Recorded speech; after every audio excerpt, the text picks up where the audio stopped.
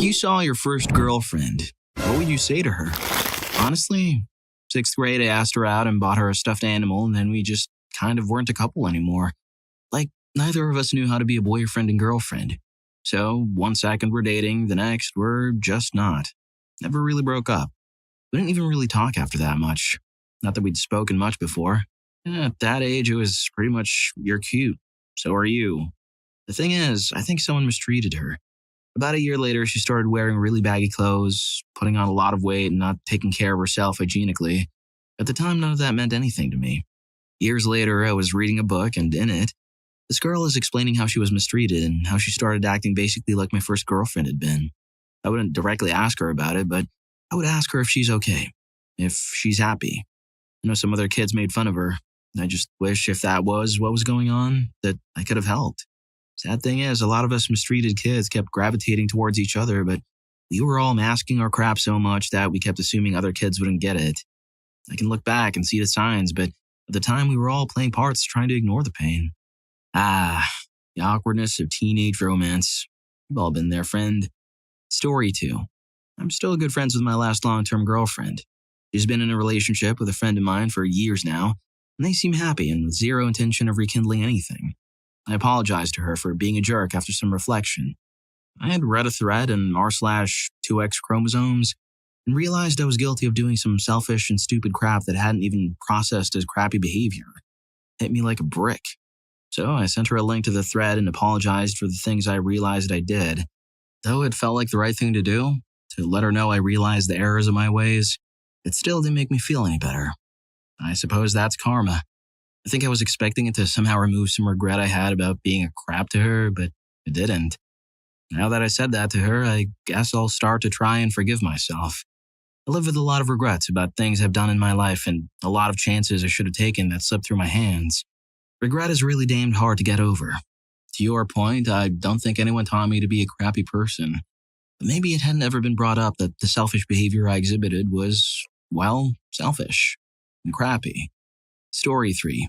In reality, probably not much. I'd like to say to her that I'm sorry. In retrospect, I feel like I broke her heart, but I was just young and wanted to date a variety of people. It was nothing against her. I did once run into her at a bar or reunion thing. It was perfectly friendly. I introduced her to my wife, and then we all awkwardly had something to talk about for about 5 minutes before all going our separate ways. I ran into another long-term ex a while back as well. She walked by with her kid, and I asked if it was her, and she said yes, and the kid dragged her off, and she said, "Sorry," like she did not want to stop and talk. It clearly didn't, because a 5-year-old kid can't really drag you off. Story 4. Well, I'm currently with her, so I'd tell her I love her. As for my first boyfriend, I'd say, I really liked you as a friend, and I'm sorry we decided dating was a good idea. I feel like it ruined our friendship, and we definitely weren't ready for it. We were just kids.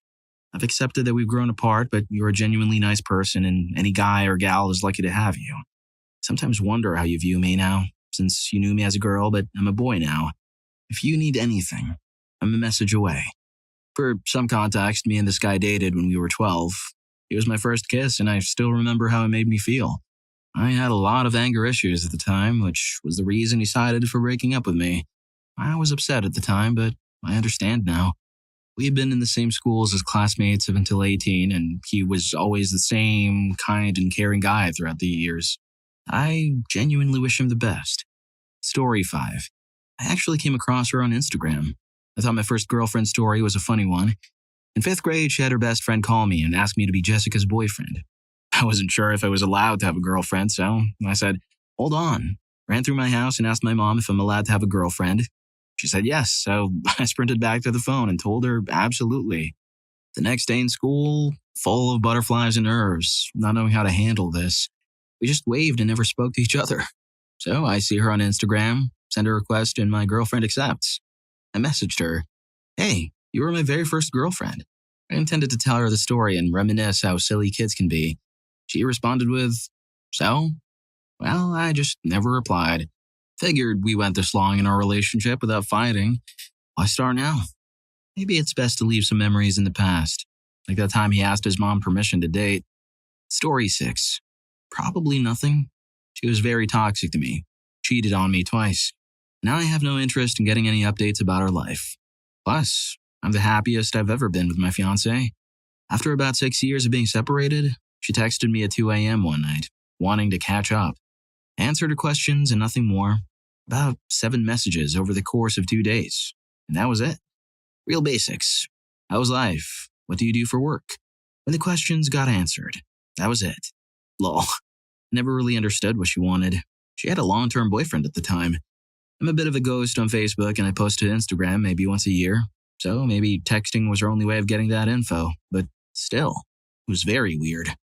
Story 7. Have you finally cleared all your debts? My first girlfriend was the assistant manager in a cafe, but lived in quite an expensive outer suburb of a town not far from Oxford. She also had both credit card debt and a loan, taken out when she was having a swing due to bipolar disorder. When I first dated her, she was working a second job, as her main job was barely enough to cover her monthly bills, rent, and debt payments. She quit her second job after we'd been dating a few weeks, right before Christmas too, and she was living off what she told me, £15 a month when she got paid. Story 8. A few weeks ago, I ran into her at a store. She asked about my life, and I told her. We had a history dating back from middle school until we were 21, and now at 26, it was a moment of reflection. I told her, I've accomplished everything we once dreamed of. It's a shame you couldn't wait to see it happen. Now I'm living out those dreams with someone else. She's patient and supportive, encouraging me to succeed in life, instead of criticizing me for not having instant success right after high school. Story 9. She got married a few years ago. I was happy for her. Then she blocked me everywhere and had other people block me too. We hadn't talked in years. I was really good friends with her sister and asked her if I offended her somehow. She replied by showing me a picture of her new husband, who looks almost exactly like me. Me and my daughter ran into her and her daughter at the grocery store a while back, and it was exceptionally awkward, to the point that my daughter even asked what the hell just happened. So, I guess, the heck, dude? Story 10. I had 2 relationships over my life as a 21-year-old. Never had much of the opportunity or confidence to get into anymore, but the first one ended because I was at the end of primary school going into high school, after the break in between. I do have fond memories, but at the dance, there was something that I didn't have the confidence to do, and because of that, it made a show for both of us. I don't let it bother me from enjoying my life, and I know it shouldn't matter, but if I could talk to her again, I'd say that I'm sorry and hope that she's living a good life because she was a kind person. It's one of the few life experiences that I look back on to remind myself to be confident, to be a better man, but not just that I want to be bringing positivity to this world that has a lot of negativity while just being myself. It's impossible for me to know my future, but my goal at the moment is to just live life and keep growing and improving until I become the best version of myself physically and, most important to me, mentally. Well, that's one way to end a relationship. Blame it on the education system. Story 11. I ran into mine shortly after I got divorced, while out drinking with some friends. We flirted and combined groups to the next bar. Thanks to a friend, we did not go home together, kissed and exchanged numbers. Talked a bit on the phone and text over the next few days, since she could relate to my situation because the guy she cheated on me with had divorced her a few years prior, including her wanting me to come sleep with her. Fortunately or not, I had my kids and couldn't get away. I then found out from a bartender friend that was with us that my ex came into a restaurant with what I found was a long-term partner. I guess he travels for work or something, and she's still as faithful as when we were together. Lol. Dodged catching feelings or whatever else she might be spreading when I was in a very vulnerable state. But admittedly, it did give me a refresher, and once a cheater, always a cheater. That I need to slow down a little with which head I think with. Story 12. If she stuck around long enough for a conversation, probably an apology for how I acted after we broke up. I sent a lot of texts and emails because I was devastated. I was emotionally immature, suffering from severe depression and focused on the way she made me feel, not how I made her feel. I was mentally unwell, but none of it was her fault. It was a tough time for me. I wish I could have acted differently, but I didn't have the maturity to act any other way. I'd been depressed before I met her, and the relationship had patched it. I figured all the pain and crap I'd been through was worth it because it had led me to her. That's not a healthy basis for a relationship. Story 13. If I saw her in person, honestly, I would have nothing to say to her. It took me years to get over her. A lot of lies she told to those around her and to herself to convince herself she was a victim of anything. I realize now that when her dad warned me that he was scared she'd hurt me and not of me hurting her, that he was right, and I should have listened. That same man, an ex-army guy, who by the end of the relationship was treating me like family and making jokes about her and I having kids. Her grandma thanked me for loving and taking care of her granddaughter. Her mother and I are going on little dates just so we can bond. I miss her family ever so dearly, and to know my image in their minds is ruined by the type of things she said. The type of girl to break up with people over text, thousands of miles away on a trip on New Year's after telling you she loves you, less than 2 weeks after your 1-year anniversary.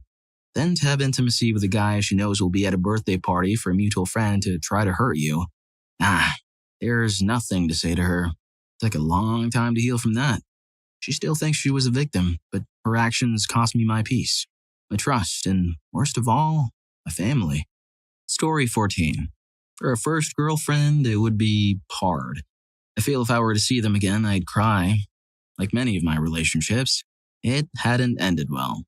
But she was someone truly special to me, and it hurt me to my absolute core letting her go. Being able to be openly loved by another woman felt huge. And at the time I was young and reckless and filled with that nothing could possibly go wrong energy.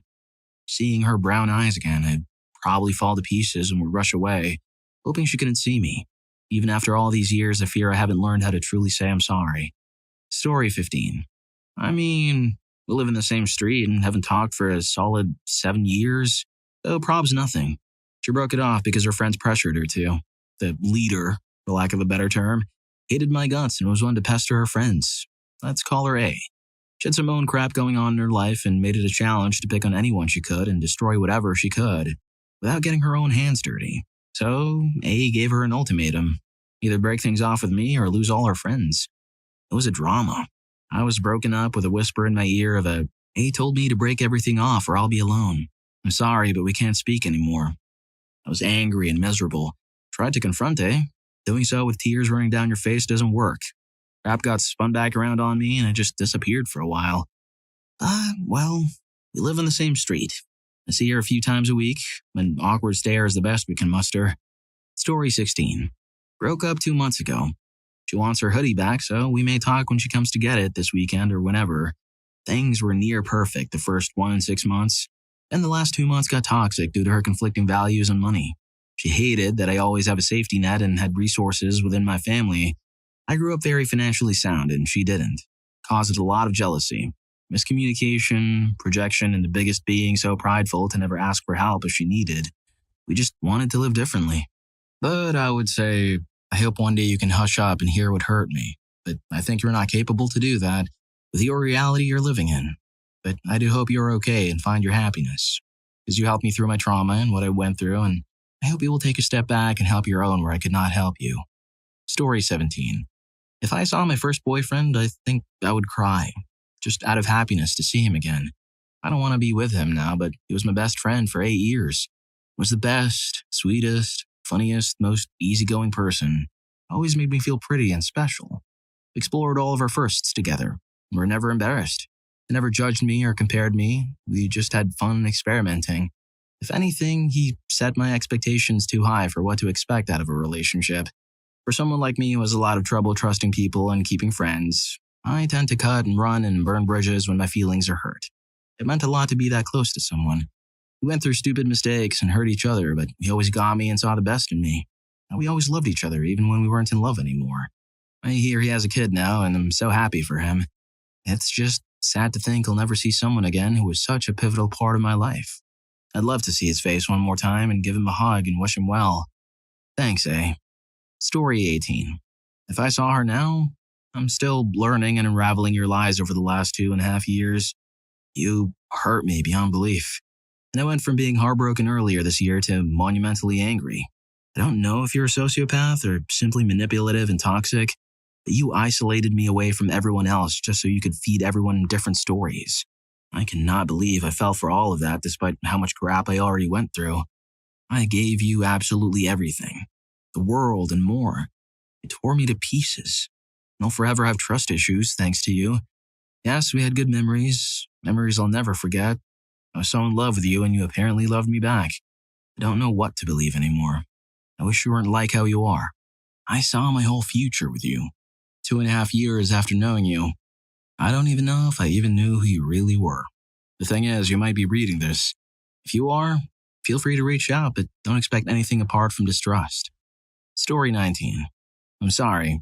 For context, I got rejected from the girl I liked and rebounded into her. We never had intimacy or anything. We were teens, but the relationship lasted about 6 months. I was never interested in her, and she fell for me. I'll always be sorry about that and how I broke her heart that day after college when I ended it. I know she went to see her mom at her work and cried. I hope she's doing well. It taught me a lesson pretty early on that rebounding is not always an intimate thing, and often people do it after rejection and even after breakups, because it brings a level of comfort.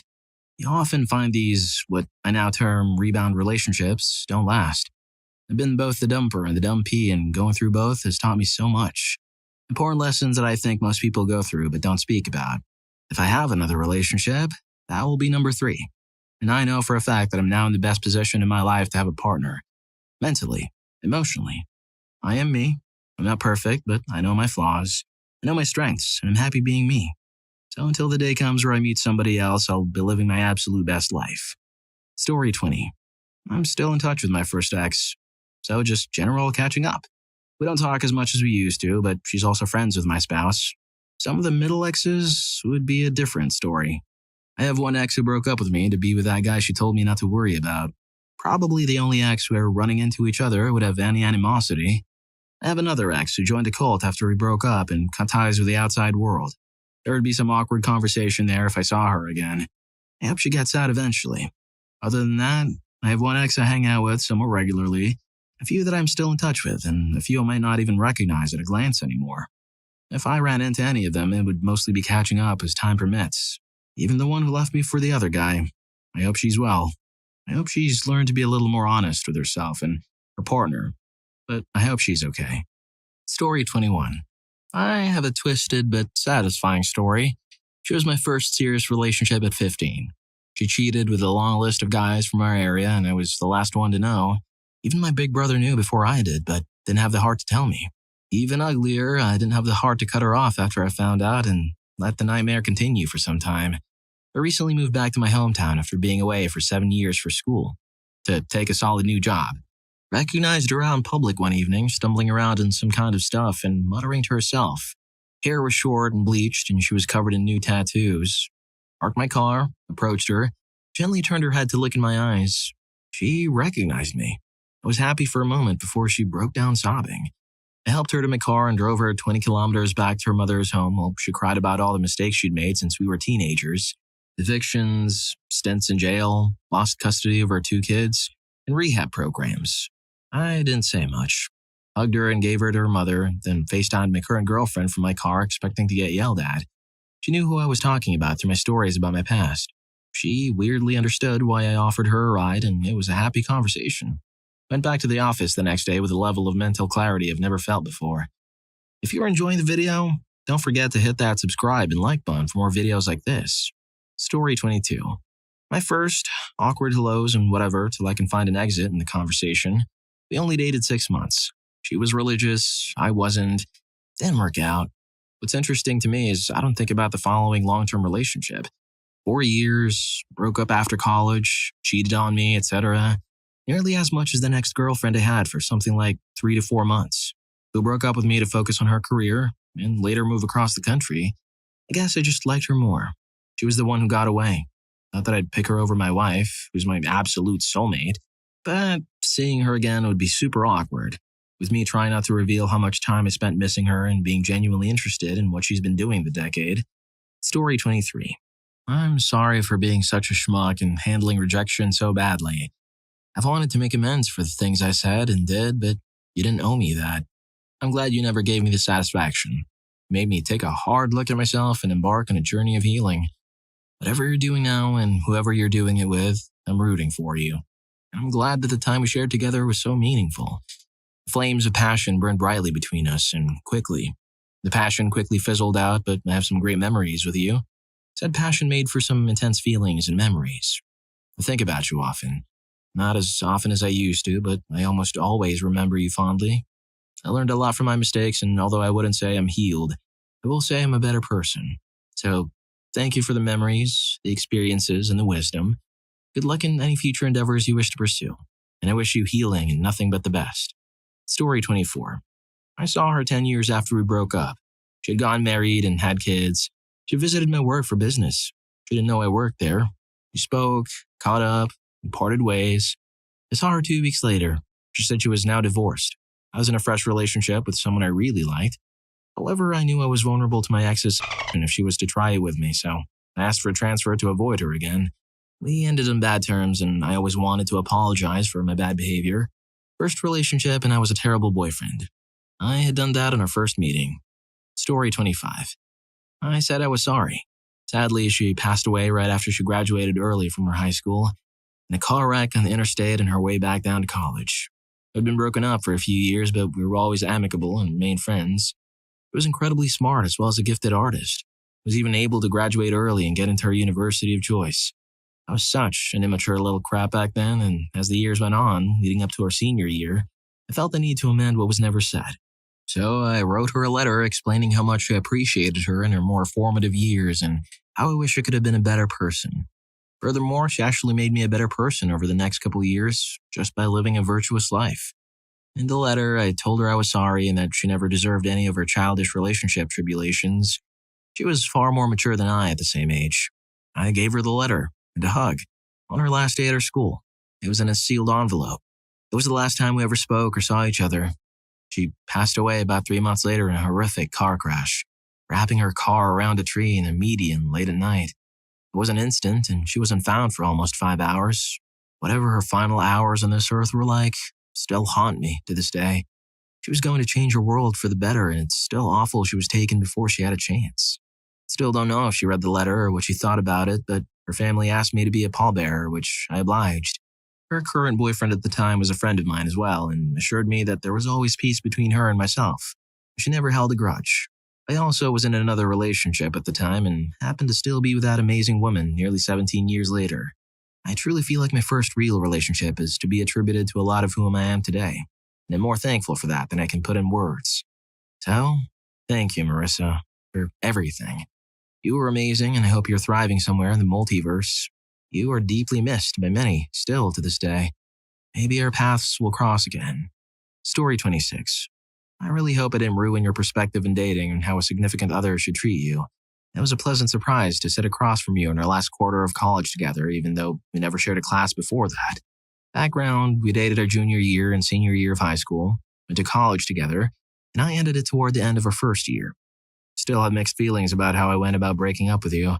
There were times I wish I told you that I had cheated on you with some random girl. But now that I'm looking back at it, I think I wanted to confess to make me feel less guilty. I think that would have ruined your ability to trust people, so I'm somewhat glad I just said that I lost feelings and couldn't see a future for us. I broke up with you because I was ashamed and embarrassed. You taught me a lot about love and caring for another person. I wish I had recognized this while we were together and not 4 years later. I still think fondly of you, and I feel a certain way when people ask about my experience with the relationships, being that you were my first and last one. It's been 4 years now, and I hope you're doing well. You're a great first girlfriend, and I'm glad I shared many of my firsts with you. Story 27. My ex contacted me out of the blue via text. Intense 5-year relationship in my early 20s that ended not great. I figured I was grown up now and could have a normal conversation with her and catch up as friends. We texted a bit and reminisced a bit, and one day went out for lunch in a chat. She was married with kids. I knew this well beforehand as we have mutual friends, and we chatted about that, life, and being grown-ups. After lunch, I was dropping her off at work, and instead of getting out, she suggested we go back to my place and relive some old times. I was pretty livid on the inside as she had spent time fondly telling me about her husband and kids. I told her that it would be a bad idea and said we probably shouldn't talk anymore.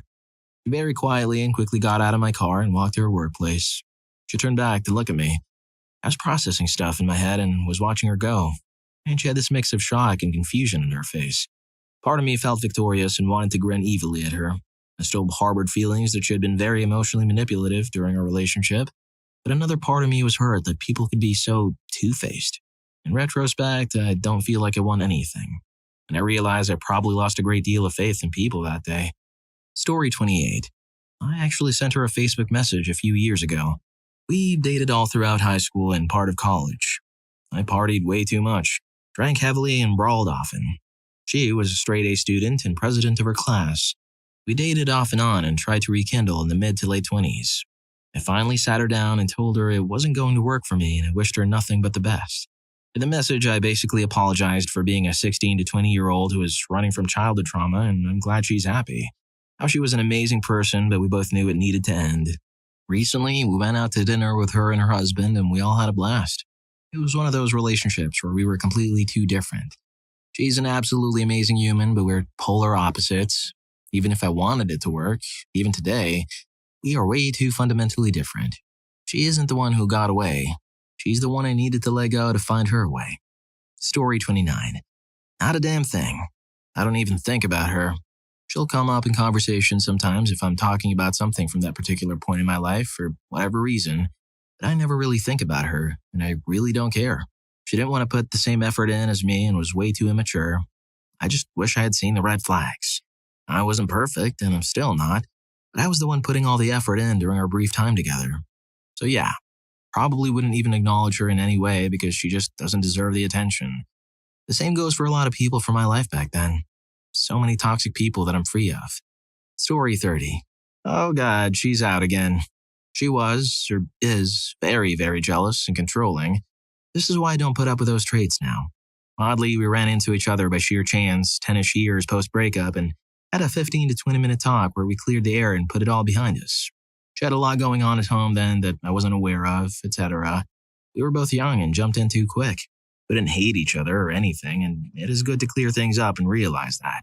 Fast forward another 5 years and I find out that she's engaged to someone I know through some mutual friends. I never told him that we had dated. He knew we'd gone to high school together and that was all. I later found out that she was back to her old controlling and jealous ways and that all of his friends were hinting, subtle or not, that he should run while he has the chance. He didn't, and they got married. I hope for his sake she's changed. I really do. Story 31. Would probably be a very positive conversation to ask how her life is going and has gone. And I'm sure she would do the same. It was a good relationship, but we both knew we were not ready for each other or ready for such. Young love tends to be like that. If anything, it's all positive memories. Glad it happened, but also glad it ended as it taught us things you wouldn't know unless you try it first. Nowadays, I'm a happily married man with an amazing wife who is 100% my mirror personality, life experience-wise. I don't think about exes, but at least my first one was a good person, and I only wish her the best. And I hope she has had the same luck I did. Story 32. I've actually had this on my mind a little bit lately. My first real girlfriend got married, had 4 kids, got cheated on, and I think maybe moved back to where we grew up. While she was trying to mend her marriage, she was talking to me a lot on social media and sending me pics that a married woman should not send to someone who isn't her husband. But she felt unloved and unattractive, and I could tell wanted to feel sexy. I don't feel great about accepting those pics, but I'm a single guy. Sue me. But she started talking to me in a way that made me feel like she viewed me as a surrogate boyfriend. Like she got mad at me for not replying to her for a day. Got mad that I didn't say good morning to her or good night. I told her that wasn't my responsibility and honestly kinda ghosted her. I've heard from a mutual friend that she's trying to reconnect with me but doesn't know I live in that town again. I see this friend once a month and he always asks if I talk to her. Sometimes I want to because I'm lonely and I could have a physical connection with her pretty easily, I'm sure. But I also don't want to because she has a billion kids and an ex-husband and just a lot of drama I don't want to deal with. So I don't know what I would say. I'm half in the fence of, what's up, girl, and sorry I'm not interested. Story 33. This is in no way an attempt to get back with you. I have a new girlfriend and I'm very happy with her. You are not what was right for me. I learned many valuable lessons from being with you. I would like to apologize. I was a schmuck. I never really liked you. I led you on, but I never wanted to hurt you. I never saw us as a long-term commitment, yet I stayed when you asked. Which in the moment felt like what was best because you wouldn't be hurt. I was only delaying something I knew would come.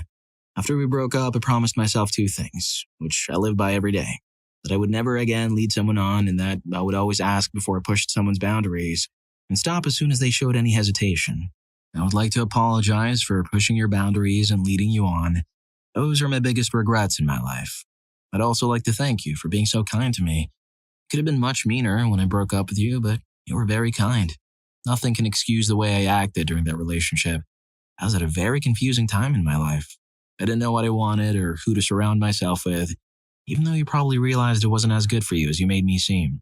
That it's best if we just take what we learned and put this in the past. Whenever I think of the lessons you taught me, I never feel like I gave you a satisfactory apology. I'm sorry. We were together for a few months. Haven't talked to or seen her since we broke up 2 years ago. I would never get back with her, and it was a terrible experience. But I don't think I'd be where I am today without that. I'm glad I learned those lessons. Story 34. I'm sorry. I tried. First boyfriend when I was 14 to 18. He struggled with bad habits the whole time we were together, but I was too young and unexposed to know for a long time. Once I realized, I tried to help him and let his parents know. His mom had issues too. His dad was blinded by the love for his mom. Broke up when I was 18 to 19. I've been happily married for 10 years now. He and I didn't stay in touch in any capacity, but I would hear he was still struggling. Small town problems. I got a call that he passed away in December of 2021. His mom found him unresponsive from suspected coding. I'd long moved on, but that will always bother me. Story 35. When I met you, I was just a kid. Hadn't built up my defenses. So I gave my heart completely, Vaseline over the lenses. Memories don't go away. I remember every day. I never ever stop wondering if you ever still think of us. I don't need a photograph because you never left my mind. No, you've never left my mind. Such a burden to carry around the vestiges of dreams. Seriously though, I'm friends with nearly all of my exes. I'm still friends with my first girlfriend on Facebook. We'd probably catch up a bit and I'd ask her about retro gaming. The first love I would avoid engaging with. She had borderline personality disorder and switched nearly overnight from thinking I was all good things to all bad things. She was so incredibly cold and broke my heart. I wish her the best, but I don't want anything to do with her. Story 36. I re-met my first girlfriend about 10 years after she broke up with me because she was likely already seeing the guy she started dating next behind my back. She had recently ended her resulting very long relationship with that guy. Things went all right. We began seeing each other in a non-committal sort of way. I made her an awful lot in ways her ex wasn't able to do. Then another ex moved home. I began seeing her non-committally as well. They were all from different life phases, and so didn't really have much contact or knowledge of one another. But I didn't BS any of these women that they weren't the only girl I was seeing semi-regularly. Mostly it was an argument by ex number one that she didn't want to be in another relationship right away, and the other ex being a pretty freewheeling type of girl. She and I were friends who got into trouble together for more of the time we knew each other than we were lovers. Then the big ex moved back home. I was there for her as a friend at first because she had been forced to run home by an abusive husband. Once her divorce proceedings began, we realized we hadn't broken things off as finally as we had first thought. There were still a lot of feelings there on both sides. As soon as the big ex started getting involved with me romantically, she said she would only see me exclusively, and I should make that choice. Freewheeling friend X was of course understanding. She was in a place where she was trying to find her career footing and wasn't interested so much in building up a full relationship. Ex number one, I secretly hoped I would spur into action somehow.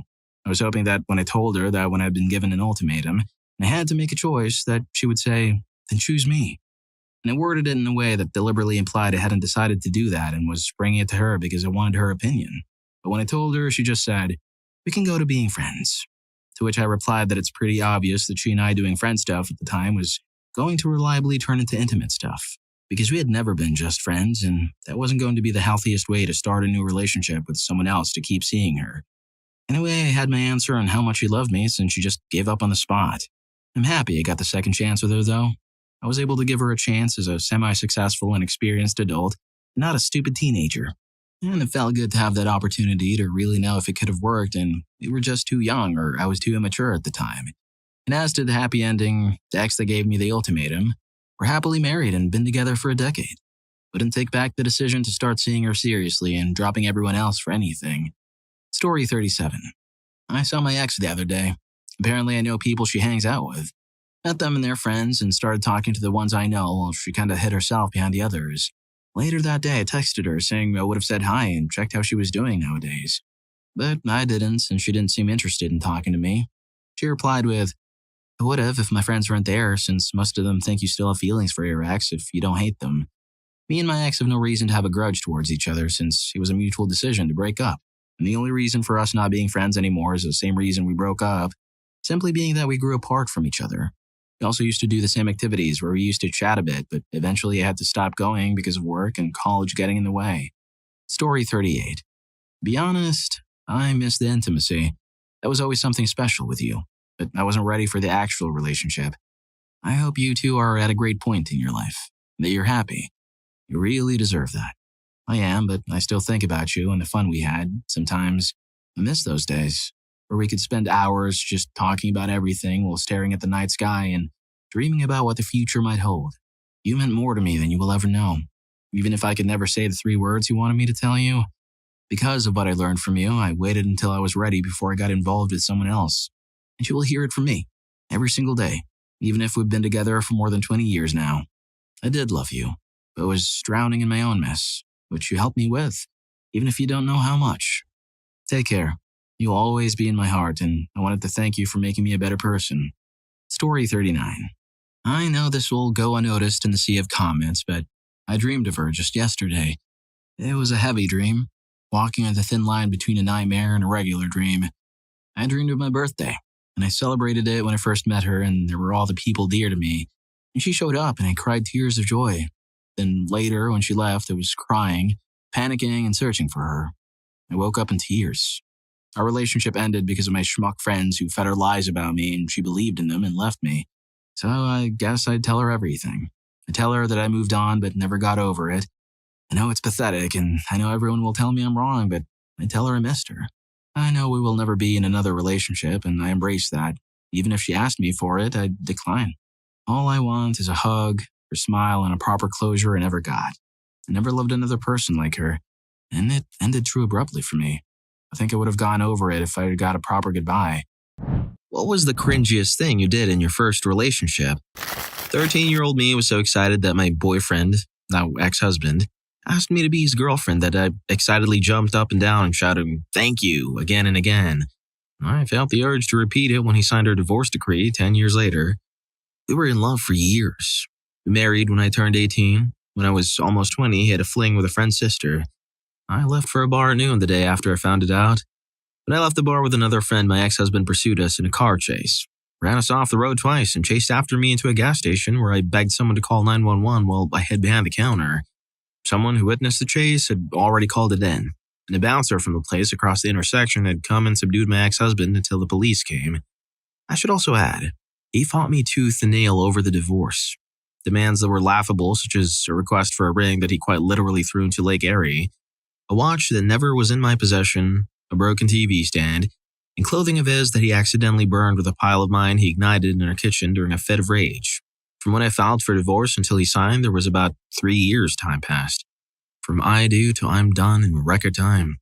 Story 2.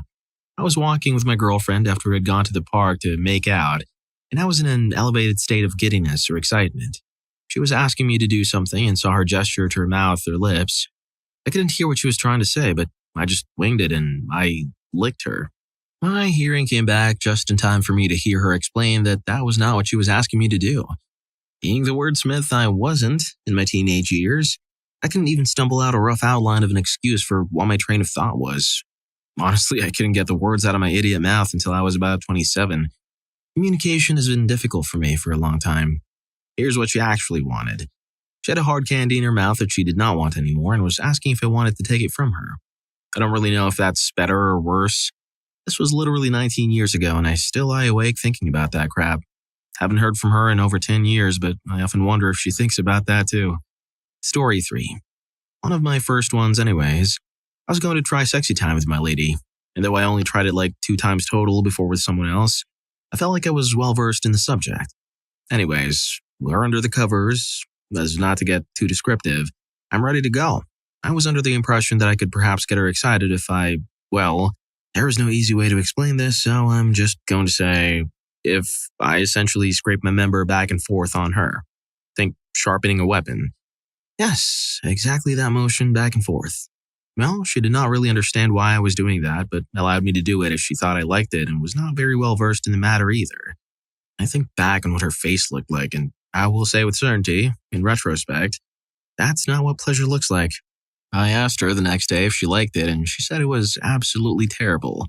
For which I was forever apologetic because I didn't really like it either. I just thought maybe she would. I think about it today and almost have an aneurysm for cringing so hard. Story 4. I had a crush on a really nice girl when I was 14. But we had never really talked or had much of a conversation even in the classes we had. Sent her a flower on Valentine's Day without my name, but someone told her. Had her friend ask if she was interested in me, to which she said that she doesn't really know me. Here comes the cringe. 14-year-old me took that literally and then waited for her when we both walked between some classes. Proceeded to tell her my life story and history of where I had lived, what I had done from birth to now. I can't believe I was that awkward. At one point, I tried to compliment her as well, but used the wrong word and I could tell that really set her off. So I cut my losses and figured out I had really screwed up, was super creepy, and then left her alone.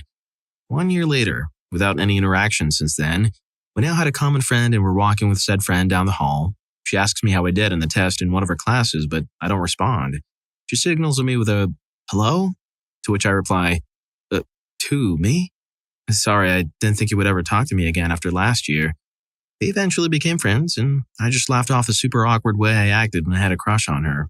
We went out as friends a few times, and she was really fun to talk to in one of her classes senior year. Glad I was able to have a good friend in the end. Story 5. My then girlfriend and I were both in 8th grade, exactly a decade ago, and we were pretty frisky for a pair of 14-year-olds. My small town had a scenic gazebo next to a large pond in a pretty busy downtown area, where we met up for our first date on a sunny Sunday afternoon during the spring. She and I were young and inexperienced, but we were determined to explore each other. I mean, I was feeling some hype yourself up in the mirror, don't screw it up type of way when I woke up in the morning. We hung out and chatted at the white gazebo for a while. I was feeling the chemistry. I know she did too because it got physical between us real quick. All there, right in plain view of all the suburban moms and dads driving by trying to enjoy their nice weekend. I knew it wouldn't be long now. She wanted it. No doubt about it in my mind. She decided to make the first move. This was it. The day I transitioned from a boy to a man. The first time. That special time. The first kiss. Wait, how long do I kiss her for? Do I keep my eyes open? I panicked. I put my hand on her face and pushed her away. Wait, you said you had a PB&J earlier, right? Yeah, why? Oh, darn, that terrible. I'm allergic to peanuts. Well, I'm gonna go home now. Bye. I'm not allergic to peanuts. Still makes me cringe to this day. Well, at least he avoided a potentially awkward situation. Or did he? Story 6. This is so effing cringy. We went to school together as well. I stayed up all night and farmed items for her for a headgear that she really wanted in an online game we also played together. This was not an easy headgear. It required not just a crap ton of time, but some serious investment and resources from my end as well. I got everything ready and waited by the last place she logged out, since I know she'd probably log in quickly in the morning to chat with her mutual friends or guildmates. It is at this point I'll mention that this was Valentine's Day, and I had also followed up by sending her roses through our school's anonymous rose program. You could personalize the note, however. You bet back I did. The combination of her logging in that morning to see a headgear and then going to school to get roses sounded good in my 15-year-old mind, I suppose. When she didn't log in, I was peeved and annoyed. When I couldn't find her all that day and nothing was going to plan, I snapped and sent her a really emotional, clingy, and cringy message about what I had done for her and that she should appreciate that. Yada, yada, yada. Yeah, it was not a good plan. That evening, she sent me one paragraph telling me she was tired of my clinginess and she's had enough. Story 7. Never actually dated. We weren't in any classes, so we'd trade notes and talk between classes, hang out before school, maybe talk on the phone occasionally, and that was it. My parents never gave advice, refused to take me anywhere other than school, and were always against me leaving the neighborhood. It took maybe a month before they noped out. Think of me asking to give a kiss on Valentine's Day and planting one on the cheek and putting the nail in the coffin. They had a mutual friend tell me during lunch that it was over, and I remember specifically my reaction. Really? Oh, that is terrible. Okay, thanks. The rest of high school didn't fare much better either. 2 to 3 others that I was pretty much repeating my same behavior towards. Might have gone to the movies once with each, but was clueless and watched the entire movie each and every time. Story 8.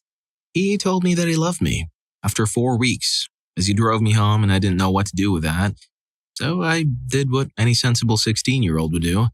I said, I love me too, because that's my dad's response to I love you. I then promptly ran into my house. I also learned I was lactose intolerant and had a very sensitive stomach during that relationship. I wasn't used to Western cooking, like Canadian, mishmash of different types of Western Europe cooking, involving crap tons of butter and cheese. It tasted great, but my stomach didn't enjoy it. So one night after dinner, I had a terrible stomachache, so I used the bathroom and unleashed probably the biggest one of my life to date. It flushed and everything was fine and dandy. Except for the smell. My God, the smell. This bathroom was also off the first floor hallway. I turned the fan on and wafted to the door, but nothing helped. Apparently because my ex and his dad argued over who stank up the bathroom so badly no one could use it. I got teased for it by the whole family. Mostly my ex, to be honest. And then became very uncomfortable. Story 9.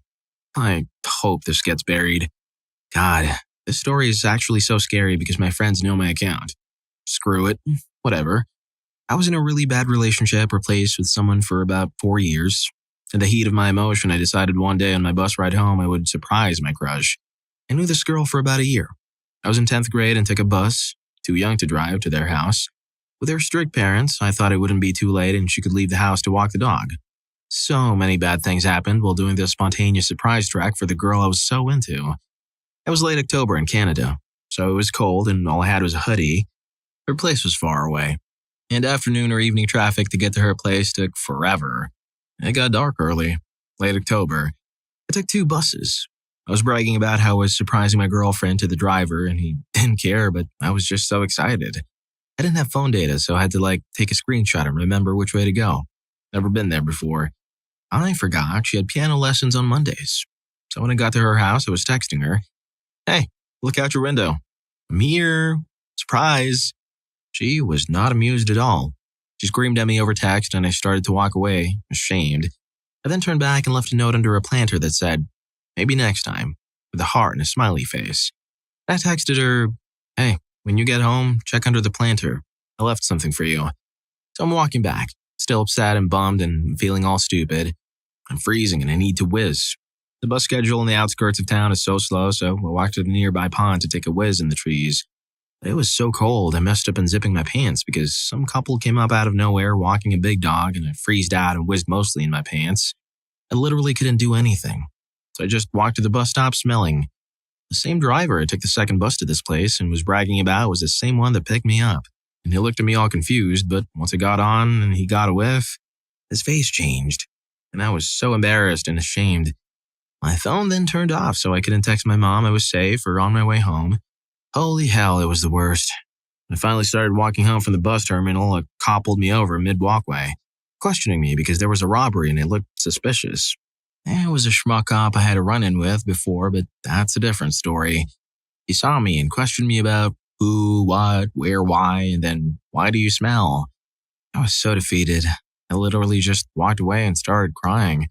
My mom was livid that I got back home at 8 in a school night.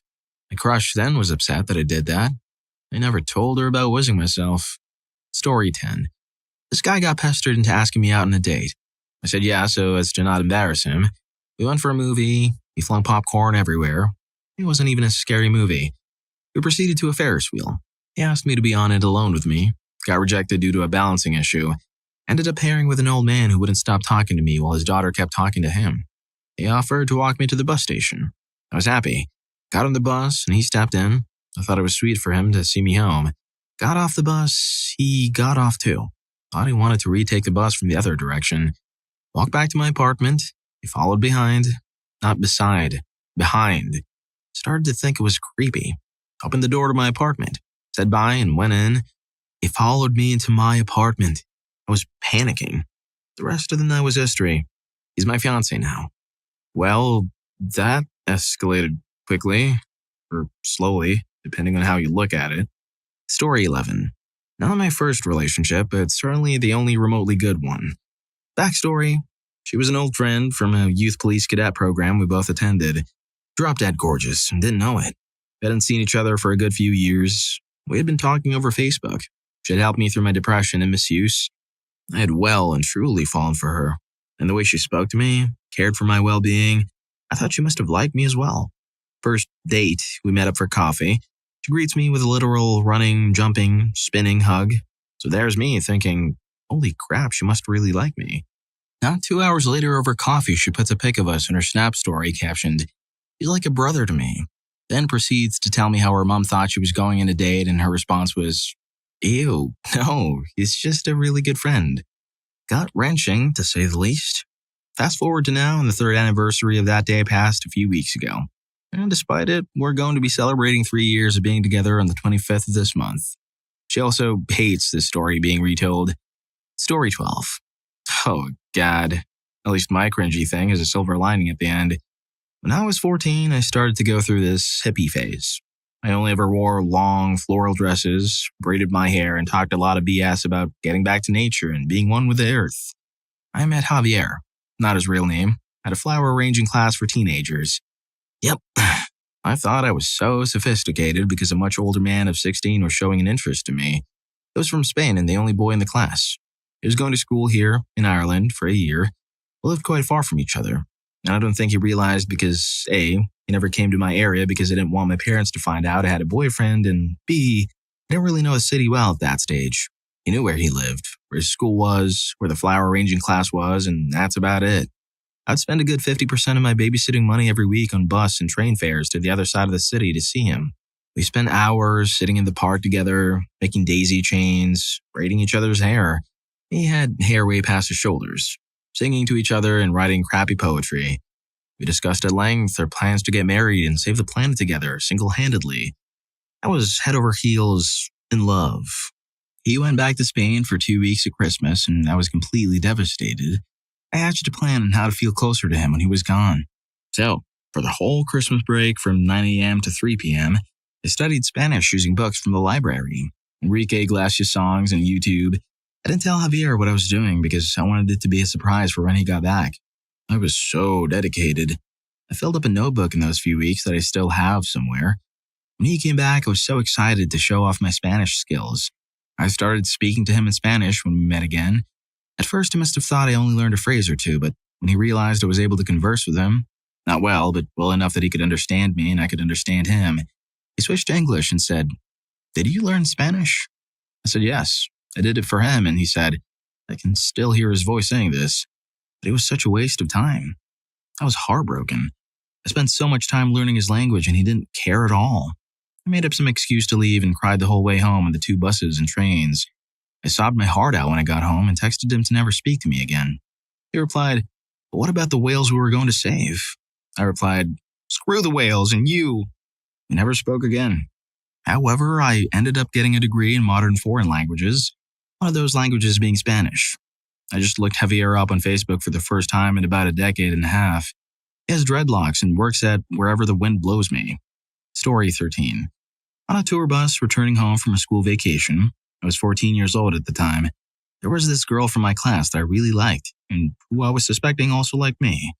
Driver puts on some smooth songs and a few of my classmates get up and slowly start dancing. I see her staying at her seat. My best friend sitting next to me eggs me to go ask her. I'm sweating and can't feel my face, but I finally give in and get up. As I approach her, I feel like a bundle of nerves. I reach her, I somehow manage to speak, ask her to dance, and to my unimaginable joy, she turns, smiles, and accepts. We start dancing, swaying a little, and it's going pretty well. But then she hugs me and sticks her body on mine. Instant petrification. Instant release. I stand there like an icicle with what must have been the look of absolute horror in my face. She looks up, sees me, and becomes worried, starts asking me what's wrong. I turn without a word and go back to my seat. I stay there for the whole ride back home with mess in my pants, and I don't speak to a soul. Thankfully, after a couple of days, I found the courage to explain to her what happened, and we were together for a few years. What a way to start a relationship. Story 14.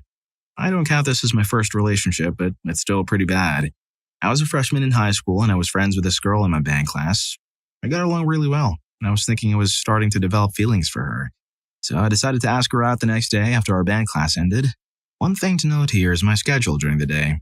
I had band class as my third class of 6 during the day, so the band probably ended around 10:30 or 11 a.m.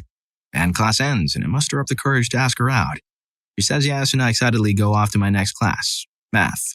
During math class, we have a test, so of course I'm alone with my thoughts since we're not allowed to talk during the test. I began thinking about the logistics of this brand new relationship I just started a few minutes ago. I quickly realized I don't know what the hell we're going to do. I'm a freshman in high school, and I don't have a job or a driver's license, so clearly I can't drive her to dates unless our parents take us, and I can't pay for the dates either. I begin freaking out about this realization. I think about it so much I end up failing my math test. Later on, I decided that since I have no source of income or method of transportation, that I definitely cannot sustain this relationship I've just started, because I'm smart, due to the fact that I can't take her on dates by myself. At the end of the day, I catch her packing up her trombone and quickly blurt out, "I don't think this is going to work out. I'm going to have to end this," and run away. This relationship literally lasted 4 hours. She, of course, was super mad at me, and I explained why I broke it off later when she was talking to me again. We're still pretty good friends, but she still gives me crap about it to this day. Story 15.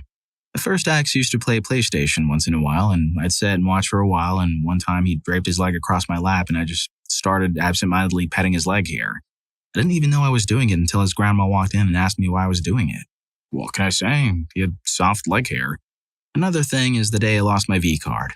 We were messing around for about the third time that day in his grandma's bathroom. It was a big bathroom connected to her room, which also had a couch in it. And his mom had come and started knocking, looking for us. I answered and told her to give me a sec. I got my pants back on and she was waiting outside asking where my ex was at. I told her I didn't know, that he was sitting on the couch when I went to the bathroom, which was true. I went to the bathroom while he was sitting on the couch and I waited for him to go get protection. And she told me that his little sister wanted us to play with her outside. So I went out there and he came around the other side of the house that I didn't even know was a whole other door in his grandma's room. I just thought it was a window because it had curtains on it. Another thing was when we were hanging out for the first time and I took him to my favorite hiding spot, I lived in the middle of the woods. Man, we were making out and he wanted to feel me. I let him and then he pulled out his thing. And I told him I thought it would be bigger. Still, it kind of makes me cringe for him. Then a couple months later, we were talking and laughing about it, and he told me that he thought I was crazy when I said that. If you're enjoying the video, don't forget to hit that subscribe and like button for more videos like this. Story 16. Oh God, so many cringy things. Where do I start? When I was 13, I saw a girl in Kmart and instantly fell in love, but I was too shy to talk to her. So I would just preempt where she was going in the store and just stand there while waiting for her to walk past in the hope she would strike up a conversation with me. She didn't. We ended up at the same high school and I would leave her little heart-shaped cards in her bag. I did this for 2 years and barely said a word to her. I stopped when I overheard her tell a friend that if she ever finds out who the creepy heart giver is, she's going to have her older brother hurt them. Third year of high school, we started going to the same parties and getting hammered. The intoxicatedness allows me to actually talk to her for more than 5 seconds. And at the end of the night, I walk her home. I get to the door and she goes to hug me. I misinterpret the move and shake her hand. Another party, 5 months later. I'd given up on ever dating her, so I was pretty casual around her. She ends up coming over and sitting on my knee for half the party. My friends were whispering in my ear, "For Christ's sake, Doc, kiss her." But I thought they were reading too much into it. At the end of the night, I end up walking her home, except halfway there, she tells me she would rather go home with me. I took her back to my place, and lying next to her made me so nervous I felt sick. All I could do is hold her hand. Every time she would position herself for a kiss, I would have to get up and dry retch into the toilet. She fell asleep after the 9th time, so I did too. When she woke up, she left without saying a word. A few months later, I moved with my family to another town. Story 17. Whenever I remember this, I have to count to 20 out loud to wash away the cringe. 5th grade disco. Asking girls to slow dance to the best music the 90s had to offer. I hadn't had any luck with any girls in any discos before that, but that was different. Had my Green Day, Dookie, shirt on. Also that night, the disco was open to kids outside of our own school, so fresh starts and all that. And by gods, it worked. There wasn't just one, but a whole group of girls that kept wanting to ask me to dance. They knew each other and had seen me do my partially blonde front hair. I blame my subsequent balding to that industrial-grade hydroperoxide hair bleach. That night, I was golden. Literally, because of the hair. I could have kept my cool, danced with them, and had a healthy, juvenile experience. Instead, I let it all go to my head. I became hammered with power. Quickly, I turned into what I can only describe as 11-year-old Barry Manilow, with my solo moves, striding past their group and openly judging who I should dance with next. This one move, let me tell you. Them sitting on a bench, I walked past them with a rat-faced grin, my sweaty finger openly scanning their group like some sort of a disco freak. Story 18. My first relationship was pretty mellow because I was that girl for all my crushes that came before. I couldn't have been that bad, right? Starts out a bit innocent. 7th grade, fell in love with this dude we'll call Brian. I did all his assignments that year in 3 subjects except big projects. I don't even know how we got away with it. I honestly think the teachers took pity on me. I found out he liked a certain type of sandwich, so I made my mom make that sandwich down to a brand of mustard every day for my lunch. Brian played all the sports and was always hungry at 10 a.m. I always had an extra sandwich for him. He still doesn't know I didn't eat lunch that year. I went through some stuff and finally wrote a poem about him and how I was going to end it all and I'd miss him. One of the popular girls found it and gave it to him to embarrass or humiliate me. He framed it and put it in his locker. I don't know if that's more cringy from him or from me. Turns to complete stalker. The first guy who ever showed me interest was this guy we'll call Brad. By the time I had all my intel, I had memorized all the license plate numbers to his family's vehicles. So I'd know if it was his mom's white Accord at Walmart, where his parents worked, what his siblings' names were. I had photos of his tattoos, knew his work schedule, workout schedule, and other need-to-know info, all without ever speaking to this kid. He just said it was hot once in the hallway and I lost my mind. This was way before social media too, so I had to do actual groundwork like a little weirdo stalker FBI agent. I ended up getting to know him and being way too in love with him then too, and he knew it.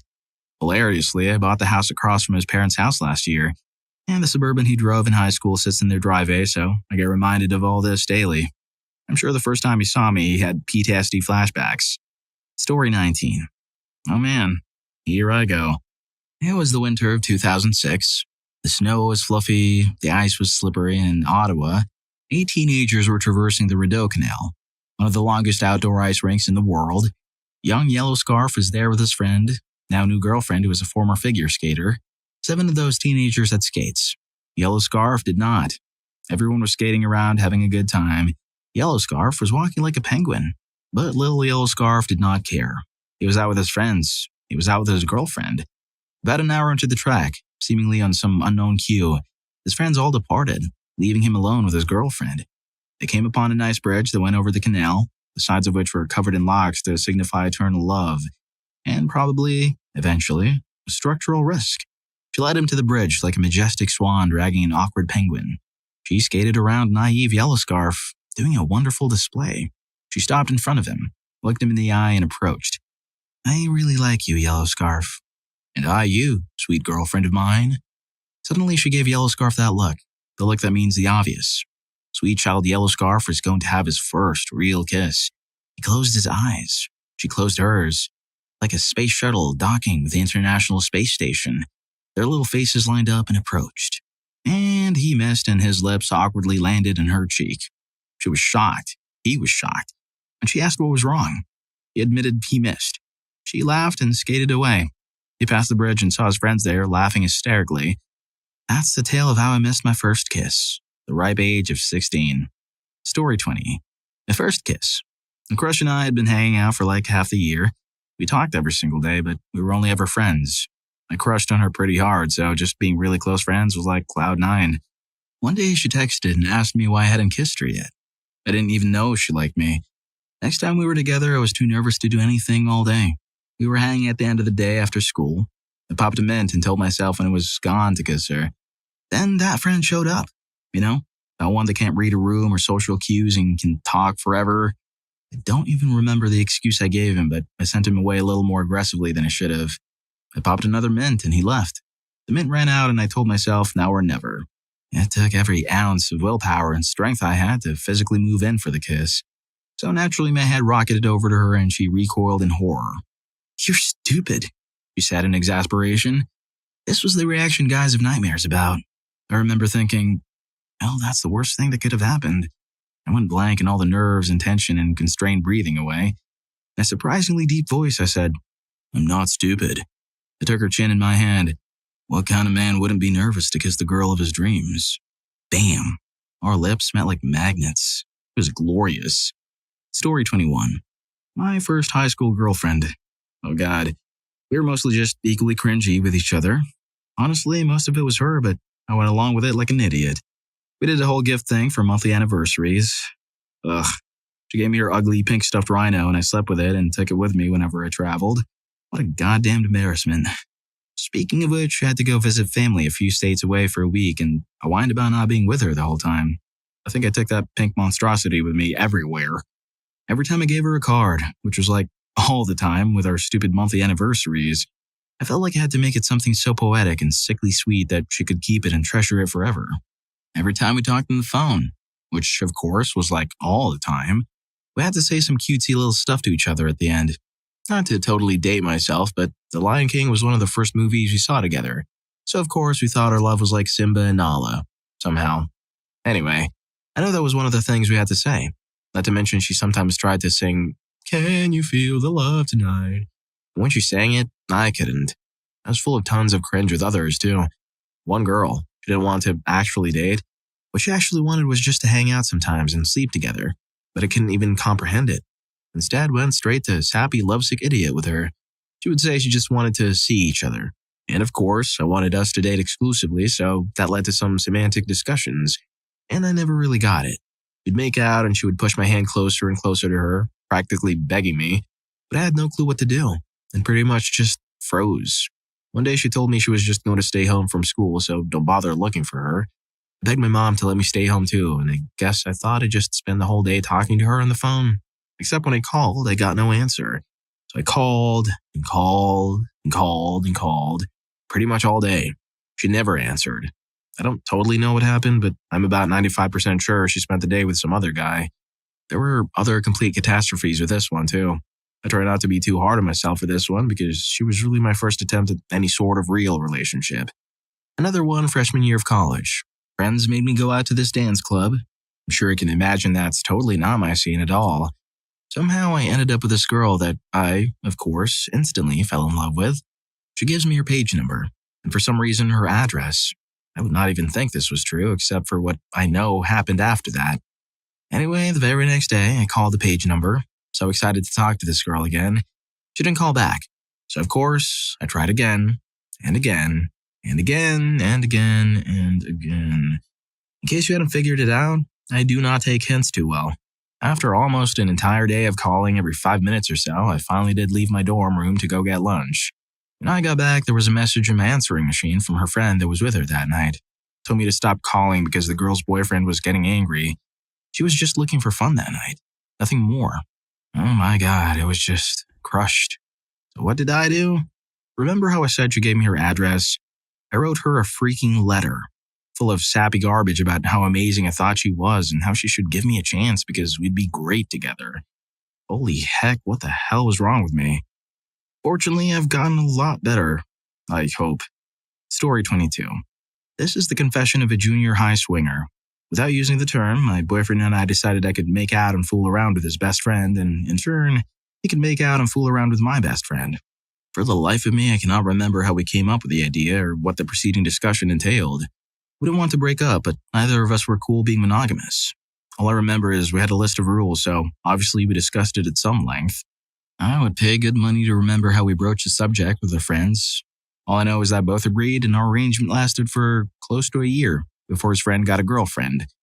Hindsight definitely explains why I can't maintain a traditional monogamous relationship now. I've had open FWB arrangements most of my dating. I've yet to find that many guys since that were as open-minded and fluid about the parameters of a relationship. This was all in 1999 to 2000, and I'm from a small Midwest town. I'm sure he thought I was a super cool girlfriend, but it's crazy in the best kind of way to think about being that progressive and him being on board with it at that age. The real cringe part of the whole thing is that I distinctly remember one of the rules being we had to be there when the other person was with a friend, so we would set up bizarre friend swap dates. I don't recall watching it with her much. I'm sure I glanced over some. I can only guess at this point it was to ensure we were not going farther around the bases with the friends than each other. It was mainly accountability based. Story 23. Not my first relationship, but my first voluntary kiss. This is a girl who had shown no signs of interest in me in the first few months I've known her. She only started acting strangely towards me a few days before this event. And also we look like two of the most incompatible people. She has tattoos, piercings, self-cut, self-dyed hair, and lots of experience. And I'm the opposite. We were lying in the bow of my boat, looking at shooting stars. I'd never seen a shooting star before and claimed they were only in movies. But she said she'd seen them before, so, well, here we are, looking for them. I saw one that was over her and pointed at it. She saw another one over me and pointed at it, then proceeded to wrap her arm around mine and pull it into hers. My arm was stiff on top of hers for a solid 5 minutes. Then when I finally worked up the courage to try to grab her hand, I missed and grabbed her pinky instead. We remained like this. It got worse. She looked at me. I looked at her. Our faces were 5 inches apart. She'd never looked pretty before this moment. I didn't say a word. After a little while, she said, "What are you looking at?" I froze. Imagine a deer that's about to get run over by an 18-wheeler. That's my face. After a few seconds of agony and debating everything, I just jokingly said, "Your face." She got mad, let go of my hand and turned around. I just stared at the sky, questioning if the medicines really did give me autism, debating about how I could end myself. Then I told myself, "You can redeem yourself. Try again." So I turned and stared at her. After a few seconds, she stared at me again, and after a few seconds of silence, she got closer, 3 inches from my face. She again said, "What are you looking at?" I considered if this was all mere coincidence once more, but right then and there, I kissed her. After a few seconds, she pushed me away and said, "Finally." And then we continued making out. That was the last time we made out, and our friendship got pretty awkward afterward. But I learned a few valuable lessons, so it's okay. Story 24. This is rich. Prepare yourselves for this one. It causes me actual pain to talk about this one. I dated this guy when I was 14. I was slightly obsessed with him. I did the usual 14-year-old BS, like make out with him, but he never suggested going further, so our entire relationship was essentially me hanging him dry. We dated for a little over a year. He eventually dumped me for another girl a week after my grandfather passed away. I was devastated, heartbroken, dramatically sad. About 2 months later, I started dating his younger brother, who was a year younger than us, and I made out with his brother grossly at a school dance in front of tons of people. We only dated about 2 months. I eventually realized how messed up I was for dating my ex's brother and how I didn't even like him and was doing it for some weird sense of revenge or satisfaction, and ended it with him because it was just a messed up situation. Cringes. Story 25. The first girl I was really into, senior year, when I started talking to her a lot and started hanging out and texting, she seemed like she was super into me. She would do some insanely cringy stuff, jump on me in class and in the hall and yell my name in front of everyone. I did not like being the center of attention, and I would get almost dizzy with embarrassment from the next thing she would do. Met her in the English 4 class we had together, and every day, or every other day, can't remember, we would have to hand in 2 sentences we made using vocab words we got each week, and 1 or 2 people would volunteer every day to read their sentences. And I kid you not, every freaking day, she would read aloud a sentence she wrote about me. I swear, I would almost go into shock from the embarrassment. I had never dealt with this kind of relationship, and not because of her specifically, but I didn't want this to be a public display, which is what she made it. Also because of stuff like this, I would literally have people walk up to me every day asking, "Are you dating X?" God, it was so cringy, but I put up with it because I really, really like this girl. I made up with it with my own cringe because when I couldn't emotionally take the relationship anymore, I ghosted her and cut off everything for a couple of months, which later turned into a couple of calls and texts and never talking to her again. Yikers. What did you learn from your first relationship? Make your own life decisions about what you want out of life instead of those that line up with what she wants out of hers. I almost followed a girl to Portland, Oregon and took a job I didn't really want because I wanted to make us work. I'm so happy she cared enough about me to end things and tell me to find my own path. A wife, successful military career, and a bunch of kids later, I'm eternally grateful things turned out the way they did. Thank you, Katie. Story 2. I didn't have my first relationship until I was 30, which ended in marriage and eventually divorce. The biggest lesson I learned was that waiting for the perfect person was a complete waste of time. I had a very difficult time dating when I was younger, putting too much pressure on each day to be something special. The marriage taught me that I could actually be desirable and gave me confidence going forward. The divorce, on the other hand, made me a much more guarded and uncaring person. It turns out the uncaring part made it easier to go on dates with less anxiety, but harder for them to mean anything later on. Story 3.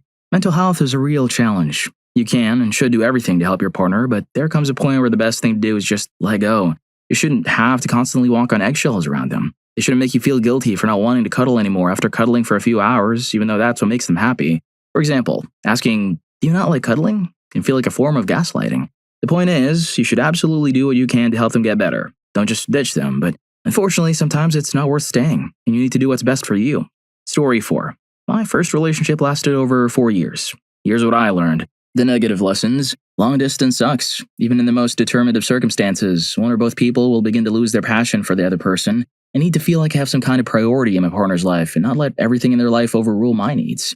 I need to advocate for myself when once or twice becomes a trend. A long-term relationship should never fall into complacency. Don't assume that just because they're always there, they always will be. Don't allow your whole life to revolve around them. If they leave, you'll have the rug pulled out from under you socially. Maintain and keep your other relationships healthy while being with your person.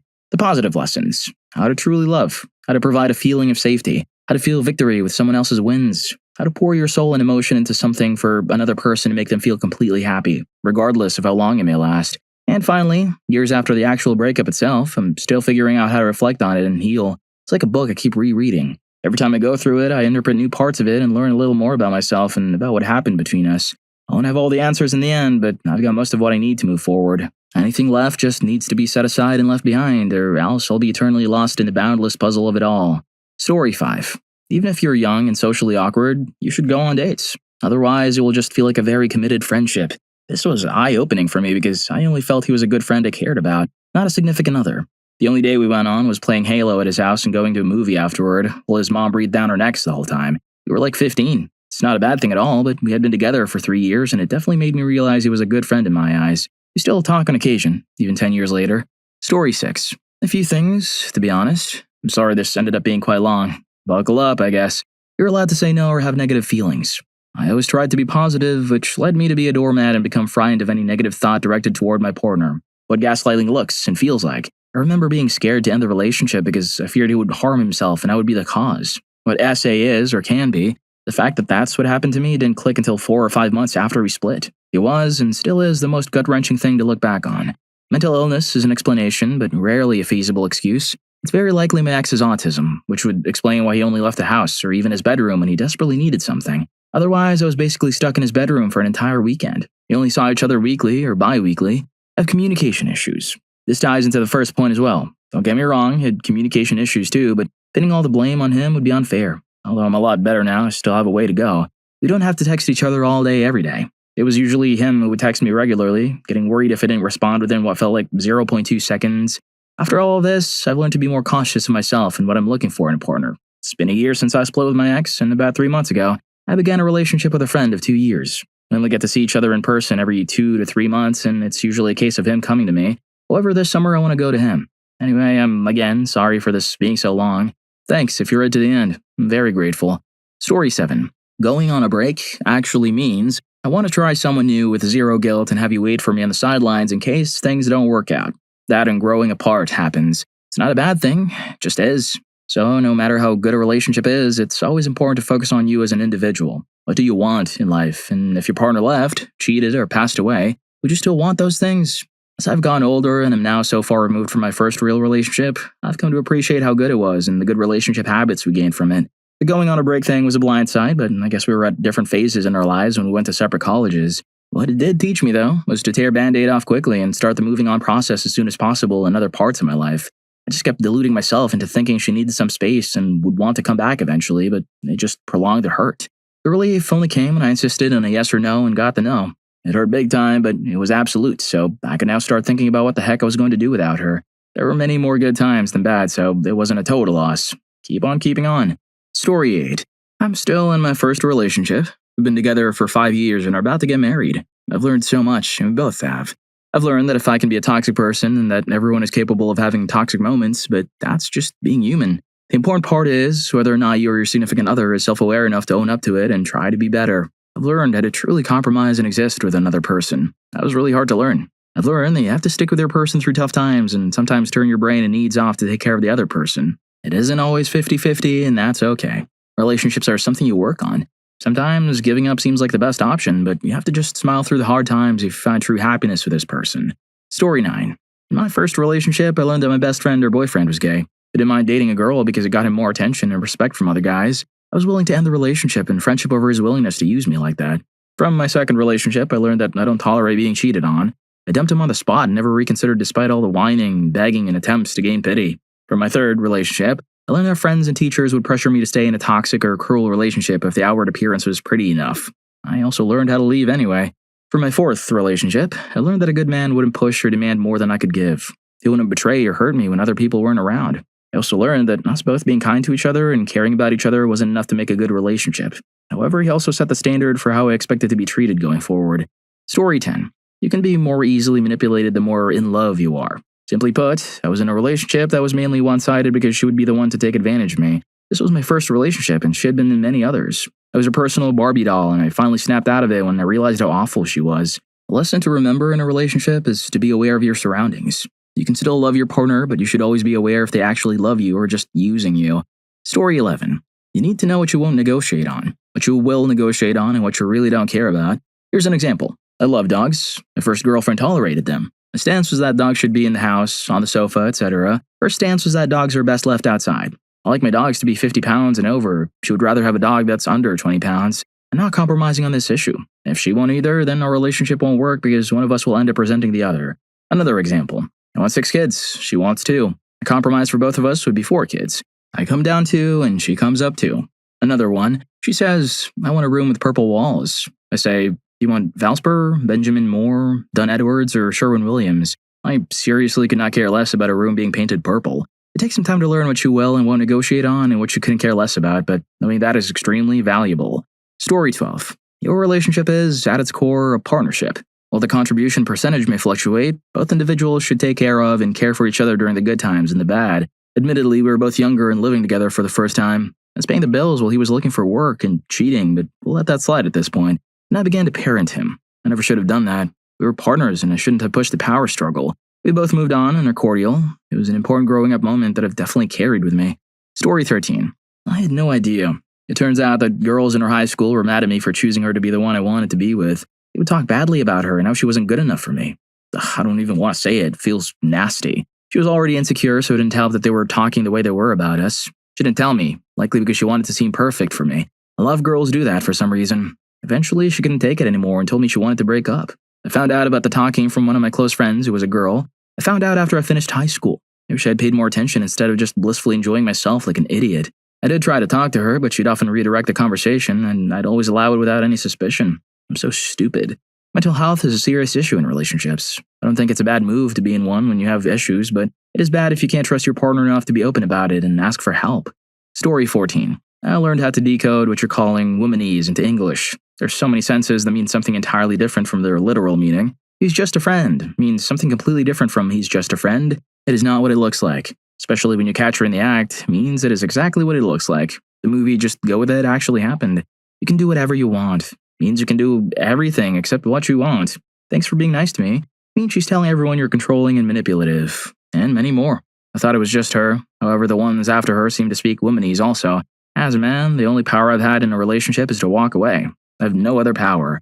Story 15. No to staying friends if they won't respect boundaries. The summer after graduation, I didn't want to let her go, but she was young and unsure. Rightfully so. She would still string me along and tell me things you don't tell your ex, like sending pictures, telling me she misses me, and sending old photos of us while saying it was weird being with new people who weren't me. Then she'd go and date other people, but message or meet up with me behind their backs. I wish I could go back and tell myself to move on because she had. I'll never know why I was so tied to her, because we really didn't have much in common. I'm engaged now to an amazing woman who's my best friend, and I couldn't imagine anyone else. I'm glad things worked out the way they did, but my little 18 to 19-year-old heart could have used a visit from my future self. Story 16. People change constantly. The person you fell in love with may not be there anymore at some point in the future. It's like the same body exists, but a different soul inside. This gives me anxiety about long-term relationships as I cannot weather the drastic changes in a person's character and personality. In my case, it happened after 10 years. So you spend a lot of time with someone only to have them turn into a stranger. My first serious relationship also turned into a marriage. I dated casually before him, but I was never in love. It was just like dating for experience, but not really being in love. Story 17. I'm a 25-year-old woman, and I learned that I could and should date someone I actually have something in common with and who makes me laugh. My first boyfriend and I started dating when I was a junior in high school. I went to a really small school with only about 40 people in my graduating class. I went away to college, and he started wielding classes back home. By the end of my first semester, I realized that there were men I actually enjoyed being around. I knew I had to break it off and not settle just because my parents said he was a nice young man, which was mostly true. He's now married with a newborn baby, so he's happy. Story 18. Don't let your relationship define you. I dated my first real girlfriend for all 4 years of high school, and she was very well liked and had a big personality. Everyone just knew me as X's girlfriend. I never made my own friends outside of our relationship. I never let my true personality shine through because I was comfortable living in my girlfriend's shadow, and I never took the time to develop my own interests outside of what my girlfriend was interested in. I spent my entire high school experience riding the coattails of someone who ended up leaving me for another girl. Afterward, I had nothing and nobody to turn to because she was all I had. At the time, it felt like the end of the world, but I see now that there were so many important lessons that I learned from that relationship. Story 19. The lesson I learned was not to date someone you'll be in frequent contact with, whether you want to or not. I made the mistake of dating someone who was my friend, at my same college, studying the same engineering at the same level, meaning I took the same courses as her, and from the same group of friends I constantly studied and hung out with. Obviously, if we broke up, we had to see each other a lot. There was no way around it. I had the luck that the breakup happened during lockdown and long distance was the catalyst. It wasn't as bad to encounter her during a video call for a course, but it would have been hell if I'd seen her in person just after breaking up. I guess I also learned that long distance is hard. The other important thing I learned was that you can read between the lines. I could sense she didn't want to be in a relationship and wanted to be free to do whatever she wanted, if you know what I mean. Her actions and the things she said reflected that. Also, I should have ended it when important compatibility issues arose. For example, she said she didn't want kids, and I did, so it was obvious that we would have issues down the line anyway. Story 20. Do they make you happy? And not I mean just in the bedroom. Do they make you happy when you're doing mundane tasks like grocery shopping? Do they make you happy when you're having a stressful time? Do they make you happy when you're doing your hobbies, even if they know little or nothing about them? They don't need to check every single box or have every interest you have. If you try that route, you'd be better off married to your clone. I split with a girl who was quite honestly perfect for me, but I let the very few boxes she didn't check get into my head and break up with her. It took me 7 years and many failed dates to find the next perfect person for me. Story 21. It's just a relationship. It's not a requirement for life. It's a bonus when you find one that is healthy and rewarding. I let this girl make me feel like a king one day and absolute trash the next. My whole existence was to make the relationship work. I thought if we broke up, who would I be? What would I do? Would I survive? She left me for someone she's now married to, and it hurt for a little bit, but then what? I got over it. I'm more mature now, and can't ever imagine being that stupid again. Letting someone have that much control over my emotions? Now I'll be single until I'm old for all I care, until I'm absolutely sure the next relationship is worth the investment. Story 22. Not much, as I was just doing what I was told to do. Find a man who would provide a white picket fence, 2 kids, and enough money so I could stay home. I went through the motions throughout my first 3 relationships without learning or feeling anything for the people I was with. Thankfully, intimacy never factored into the relationships, and none of them really pressured it. After meeting my now husband, I learned what it meant to feel certain things. I learned that love was meant to be felt both ways and that it was important that I felt safe. I learned that connection was key in everything we did. Story 23. My first real relationship was with my high school sweetheart. For him, I learned what love was. It scared me and I ran because I didn't understand it and couldn't give it the respect that love demands.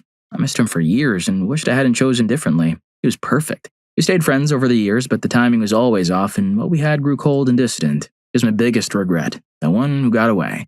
But by some miracle, after 25 years, we found each other again and I got a second chance. We're now working toward building a life together. I'm incredibly grateful and possibly the happiest I've ever been in my life. Lesson: don't let fear hold you back. It could cost you a lifetime of regret. Story 24. Trust your gut. You will find someone else, even if it doesn't seem like it. I was a complete loner throughout high school and didn't talk to a single girl outside of typical schoolwork conversations. When I got to college, I was desperate for a girlfriend and a relationship. I just wanted to experience it, thinking it would bring me happiness. It did, but only for the short term. I realized very early on that I didn't really like her the same way she liked me, but I held on for dear life and tried to convince myself that I did. I was scared to go back to being the loner I used to be. People meet their loved ones in the most unexpected ways. Someone is out there for everyone. It's just a matter of how willing you are to keep putting yourself out there. Keep on going and keep on living. If you're enjoying the video, don't forget to hit that subscribe and like button for more videos like this.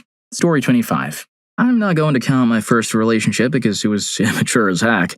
However, after my first love ran its course, and not on an amicable note, by the way, I learned that my selfishness needed to be corrected. I was humbled by the intense heartbreak I experienced and understood that a relationship involves 2 people, not just myself. I'm by no means a perfect partner, but after that first true love, I learned that it takes 2 to tango. I can't expect my partner to respect my expectations while not respecting theirs. Story 26. I learned a lot. You deserve to be taken out on dates, have your time and effort respected, and be made to feel special and wanted. If he cheats on you, break up with him. If you don't share views on money and savings, it will drive you both crazy. If he gets mad at things you did or things that happened to you before you even got together, break up with him. I've only been in one relationship, so what do I know? But I feel like I honestly learned everything I needed to know from this one awful guy. Now I know exactly what I'm looking for in a partner. Story 27. The importance of communication. I was leaving to go to college across the country, and my boyfriend was staying in our small town. When we started dating, I had warned him that I wasn't interested in a long-distance relationship, so it was known our relationship had an end date, and we needed to keep things in perspective. As the summer went on and my departure neared, we just didn't talk about it. Neither of us shared how we were feeling. I obviously continued working and enjoying every day. He seemed a little stressed, but I figured it was understandable. Moving day came, and we said our goodbyes the day before. That night, I was on the phone with a friend, and she said, Oh, and I wanted to let you know I'm sorry about you and C breaking up at the end of July. I meant to say something earlier. The end of July? It was the third week of August. Came to find out that he'd started spending time with A, who was under the impression that he and I had broken up. A had been telling her friends that they were a couple as of 2 weeks prior. I didn't let on to my friend that we hadn't broken up until that very day. It was a small town. I didn't want the drama. I did call C, though. They told me how he'd been feeling. He also said the reason he didn't break things off when we first became interested in A was because I was so happy about starting the next phase of my life and he didn't want to upset me. I figured to just let it ride.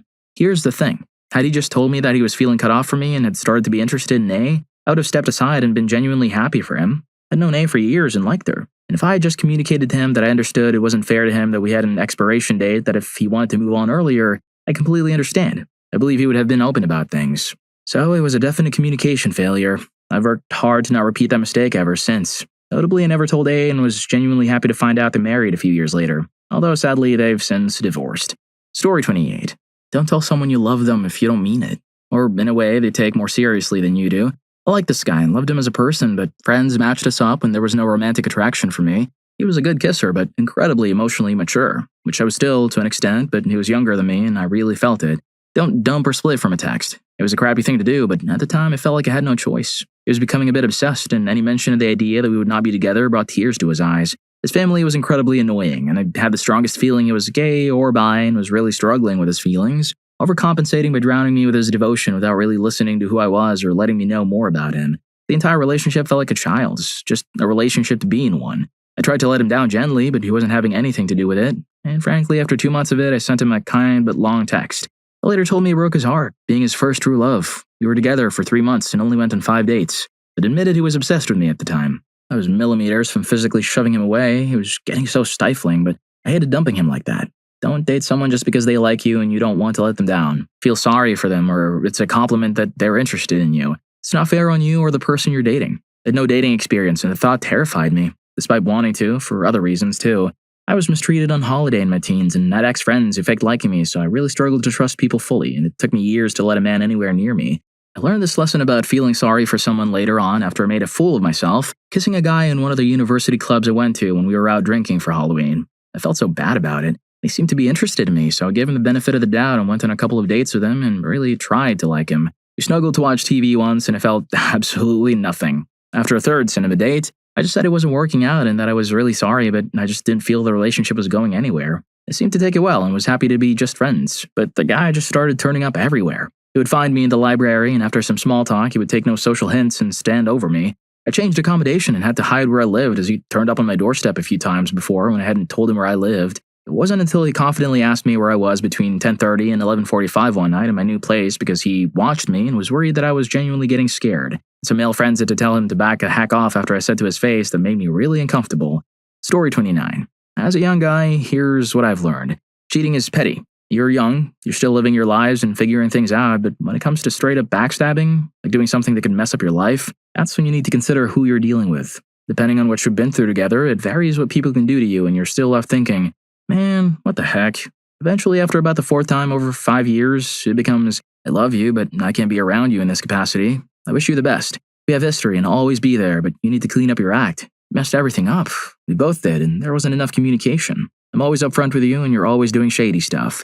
Don't lie in a relationship. At this point, I don't even know what a relationship is. It's just two people who click so hard that no matter what happens, they always have each other. You can do something to burn someone badly, but if you both split and they still come back no matter what, I don't know. Sounds kind of toxic, but I'm still wondering what that was after 2 years. It's like they needed something from me, and I needed something from them. Even both of our parents knew we were a solid combination. They were just so messed up at that moment in time. White lies and dark secrets can cause problems, trust issues, and a whole lot of other stuff. It was messed up. Long story short, life is messed up. If your significant other still reaches out to you for help after really screwing up, I think they either really like you or just a lifelong friend. I'm young, so I don't know. I'm just speaking from experience. Story 30. If a girlfriend doesn't communicate her wants, needs, and expectations, assuming everything is okay isn't the way to go, but it's the only way to go. If she doesn't communicate, it's her fault that she's having a bad time because how am I supposed to fix something if I don't know it's broken? I did things the way I felt were genuine, but I got no feedback on whether it was good or bad. From my perspective, if things felt like they were on track, I was later always told I was just using her for intimacy, and that didn't sit well with me. And then it happened again, and again, and again. Turns out I dated quite a few girls with daddy issues who were in their prime. They had no issues with the using guys, but if they had just a hint of feeling that they were being used, they'd do an instant 180, and they all sucked at communicating. Now I exclusively date to fool around, and honestly, life is way easier. They say what they want, to have a good time, and if it doesn't work out, they leave. Story 31. I'm in my 40s and only recently realized how much my first breakup affected me when I was 17. I won't go into the whole thing, but the conclusion was essentially me saying, I thought you loved me, and him saying he had, but it just went away. Still have trouble with the concept of permanent love now. If I could give my younger self advice, and the biggest lesson I learned from that, it would be to get your own life together and be self-sufficient. Have a partner if you want one, but make sure you never need them. Unfortunately, I've had to relearn that one a few times over the years. Story 32. Nothing. We talked for a couple of months, but it was honestly kind of a waste of time. After multiple of these relationships, I've learned very quickly that I'm a people pleaser in that area. I have trouble saying no, and I'm really good at convincing myself that I like someone because they like me. I've led a couple guys on this way. Then I was led on the exact same way and stopped doing it. Freaking hurts. I'm in no position to give relationship advice, but I would say to never get into a relationship you're not seriously committed to. If you have doubts, don't do it. That's not fair to you or them. And to spare yourself some pain if the other person seems too reluctant or you have to push them a bit too much to keep it going, let them go. Story 33. How to advocate for myself. I was 18 years old, dating for 6 months, and I realized I didn't love him as much as he loved me. I wanted to plan a future together. Marriage, maybe kids. I had plans for college before we started dating and wasn't sure if he fit into the plan. I wasn't even sure I wanted to be a wife and mother. I told him bluntly that I wanted to break up before I left for school. Long-distance relationships are work, and I knew I didn't have it in me. He screamed me out, called me a witch for not wanting to try. I apologized to him. We kept dating. He started telling me he didn't trust my new school friends. I broke up with him soon after. He called me, crying, for a week straight. He vaguely threatened to end it all. Eventually, he left me alone. As far as I know, he married someone from our high school. I hope he's a good husband. So now I put a lot of emphasis in communication, speaking my mind, expressing my expectations, and setting and keeping boundaries. Sometimes people suck. You're allowed to call them out on it, and of course, consent freaking matters. Story 34. Not to just accept it when they invite you over to their house, but then spend the entire time playing games with their friends over voice chat and ignoring you until they want intimacy. I couldn't drive at the time and had to get dropped off by someone, and his mom was a regular drinker, so could never drive me home, so I'd be stuck there. Not to accept any form of cruelty. Again, I was stuck there, so I'd sometimes be there for an entire weekend, terrified to say no or do anything wrong because she'd get angry at everything. He'd sometimes say horrible things to me. Because I didn't have a flat stomach, he'd tell me I looked pregnant. It's been 11 years and I'm still self-conscious of my stomach and clothing. Oh, and not to stay with someone when you don't want to be with them because it might upset them or they're going through a tough time. I stuck around for an extra year and a half because every time I had the courage to leave, something would happen. Like his granddad passed away, his dad was unwell, etc. Story 35. Cheaters are going to cheat. You can't change them. No matter how much you beg, dig, spy, or give, they are who they are. My ex cheated on me 8 times that I knew of, and it wasn't a failing on my part. It was a failing on his. My first relationship left me insecure for years, but after dating someone as insecure as I had been, I now realize you just make yourself miserable worrying about a partner cheating when they may not be even doing so. Just enjoy what you have until the truth comes out. If they are a cheat, because it always does eventually. If you constantly accuse them with no reason because you're afraid of losing them, you will lose them anyway. No one can put up with that for years.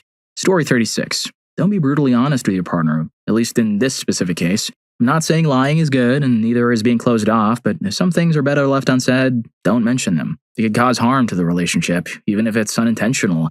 My parents are awful people, and I thought telling my ex everything was just me being honest and open. I was raised to believe that I was always closed off from everyone and would grow up bitter and alone. Since I had no other friends, I didn't want to be closed off with my ex. This was especially true because in the beginning, he himself told me that he wanted to know everything crazy my parents said, from their arguments to what they thought about me and even what they thought about him and his family.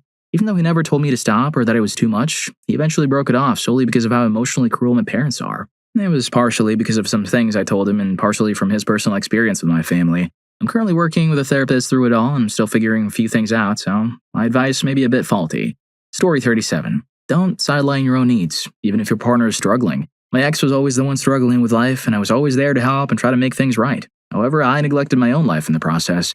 I didn't realize this was happening until I had an argument with her. Afterward, I turned up at my parents' house unexpectedly and couldn't really hide how I was feeling. My mom told me she hadn't seen me smile in years and said I looked like I had the weight of the world on my shoulders whenever she saw me. It was after she said that I realized I'd been struggling in the relationship for years. Because my ex was the one with all the problems, I hadn't even thought about myself. Story 38. I lucked out and had a boyfriend who lived with his mom and 2 sisters in a single mother household, so he understood women completely. Once we had some lame argument and I pulled the whole walk away in a huff, but what I really want was for him to go after me to show me I was worth it crap. He could have just ignored me, or worse, gone angry at me for playing games. Instead, he did something I'll forever be thankful for taking the time to do. He went after me, but not for the reason I wanted. His goal was to tell me something I needed to hear. He said, basically, that he understood what I was doing and knew what I felt and needed from him, some kind of validation of my worth in his eyes. But he asked me this: why would I go after you when you're being such a pain? My second stroke of luck that day was that I chose to listen and think about it. Damn, that was a very logical and very obvious question that anybody in his shoes would have asked. It made 100% sense that he'd rather not go after me when I was acting like a child. He was right, and he even understood what I did and why better than I did. I didn't plan that move, but he saw it so clearly that I was forced to see it too. I apologized more than once. I walked away with such a clear understanding of things. I decided I wouldn't play games, would be a lot more careful to pay attention to how I handled things, and for heaven's sake, use my words. Asking directly for what I needed felt very silly and took some getting used to. I was 18 at the time, but it became my habit and has continued to guide my actions. I now ask for what I need, even if it's embarrassing to me. I didn't marry him, but have a good record of sticking with my decisions, and my husband and I are all the happier for that lesson. That guy saved my husband a ton of nonsense and saved me from chasing away somebody I wanted and needed with childish behavior. By the way, it's such a good lesson. We all need that reality check sometimes. Story 39. Actions speak louder than words. A loss of trust in one area can lead to a loss of trust in all others. As much as you may love them, time apart is needed for a healthy relationship. Otherwise, it becomes a suffocating, dependent one. Show your love, as the other person cannot read your mind. Communication is key. Be spontaneous with dates to keep them fresh. Try something completely new. Go to places you both have never been, and don't repeat the same thing all the time. While money isn't required for love, it certainly helps to maintain it. Story 40. Follow your gut feelings and never accept someone who demeans you, even in a joking manner. Don't stay with someone who gaslights you when you get an attitude with them and they become physical with the excuse, "You made me do it. You pushed my buttons to be this way." Don't fall for someone who acts up when you try to leave time and time again. It's not love, it's codependency. Don't get into a relationship when you're not in the right state of mind. Don't let someone take over every aspect of your life so that you're essentially living in their world. Don't let them tell you who you are, and even when they've convinced everyone else that you're this bad and narcissistic guy, just remember who left first and who wanted to leave. It wasn't her. She taught me a lot of lessons, and it ultimately led me to my first love, who actually showed me what a healthy relationship looks like. Story 41. Sometimes life forces people to move away, no matter how you feel. At 15, my first girlfriend had to move away with her family after a year of us dating because her mom passed and she had to go live with her dad.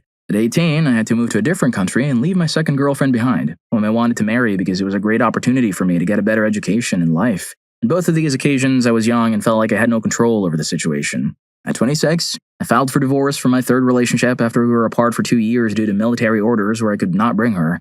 At almost 30, I'm in a stable relationship. I'm happy, we have a child and a house, but I still have trouble feeling secure in the relationship. I keep an open mind about splitting up because of my past experiences. This is the reason why I've not married a second time yet. I feel like I have such more control of the situation now and I'm more mature and able to decide for myself, but I can't say the same if the other person decides to leave. Story 42. Being scared of what if isn't a good enough reason to ignore or avoid the truth. I was with my first partner for about a year while we were in college, so we were still young and dumb. We loved the same music, shared a lot of hobbies, and had a good laugh together, so after hanging out a lot, we eventually started dating. As time went on, we just got super comfortable and made a little effort, which, when you're 18, is pretty bad. The thing is, I'm very affectionate, so I enjoyed what little affection I was getting. I was scared to confront him about whether the spark had gone out, so I just kept it going. I was also worried that if we broke up, it would shatter our friend group. In the end, that meant I was faced with either being miserable in a relationship to avoid finding out the truth or accepting that a breakup was inevitable and dealing with the aftermath later. We actually ended up staying good friends and nothing bad really happened. It was silly for both of us to drag it on for so long unnecessarily. What ended your first relationship? We met at a summer job. I got played, plain and simple. I had naively good intentions, but she was just exploiting her prime. To her, I was nothing more than a stepping stone. The worst part is that she only showed interest and flirted with me because she saw that another girl whom she didn't like was very receptive to my kindness. She wanted to spite this other girl. I never knew the other girl was interested in me, I just thought she was genuinely a kind person, plus I wasn't the most athletic-looking or attractive guy by high school jock standards back then. Women also don't always communicate their interests clearly. Instead, they give hints that even Google Translate can't decipher. They had no clue about their beef. Never acted out in my presence. Fooled around, but it didn't even last a month. Her intention was never a relationship, but to show the other girl that she could have me and do as she pleased. Then, behind my back, she hooked up with another guy and intentionally kept receipts. The next day, she threw it in my face and insulted me. I was too stunned to respond. I never guessed someone could be that evil. I saw her a few years ago when I was out with my family at a museum. I didn't even recognize her. She was trying to get unusually close to one of my kids while we were observing a historical article to the point where I had to point out she was invading her personal space. When she looked up, I recognized her but didn't acknowledge her. She'd gained a lot of weight, was out of shape, and her face had aged like milk. I had a parent-teacher meeting some months back, and lo and behold, one of her kids was in my youngest daughter's class. Apparently, she has 4 kids with different fathers and is a single mom. I never saw her again. Life is good. Story 2. Growing up and moving on. We were 18 and had just graduated high school. We'd been together for 4 years, but I was moving out of state with my parents. We mutually agreed to break up for a few reasons. We knew long-distance relationships don't work after being together for so long. We're both in for all new experiences. He had a plan for college, and I had no plan at all. We were both intimate people and asked ourselves, are we really only going to be with each other forever? What are we going to do? Get married? We're so young. The answer from both of us was no. We didn't want that. If we were meant to be together, we would find each other again, even if we parted ways for now. It hurt us, but neither of us regretted it, and here we are, congratulating each other on getting married and having kids with other people. Story 3. I've only had one relationship to date. She was the woman of my life, but we had our differences. She had her health problems and her flaws, which was okay. I had mine too, and I was completely willing to deal with all of that. However, I felt that she didn't want help. No matter how much I encouraged her to take care of herself, to see doctors, or even when I tried to take care of her myself, she simply refused, acting indifferent to all of it.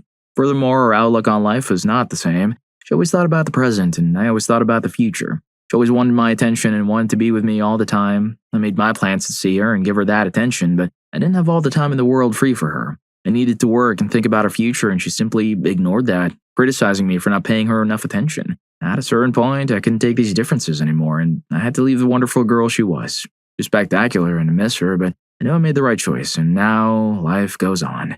Story 4. I honestly can't say for sure because she ignored all my attempts to communicate during the last part of our relationship. I'm not going to say I was a perfect boyfriend. It was my first and only relationship, so I'm sure there was something I missed, but I had enough sense to realize something was off. I reached out to her about it, and it hurts that she wouldn't even try to reciprocate after having formerly said she loved me. If I were to guess, I think she's still in love with an idealized version of her ex-fiancé. Not the actual guy, who turned out to be a psychotic piece of crap, but the version of him she thought she knew before he showed his true colors.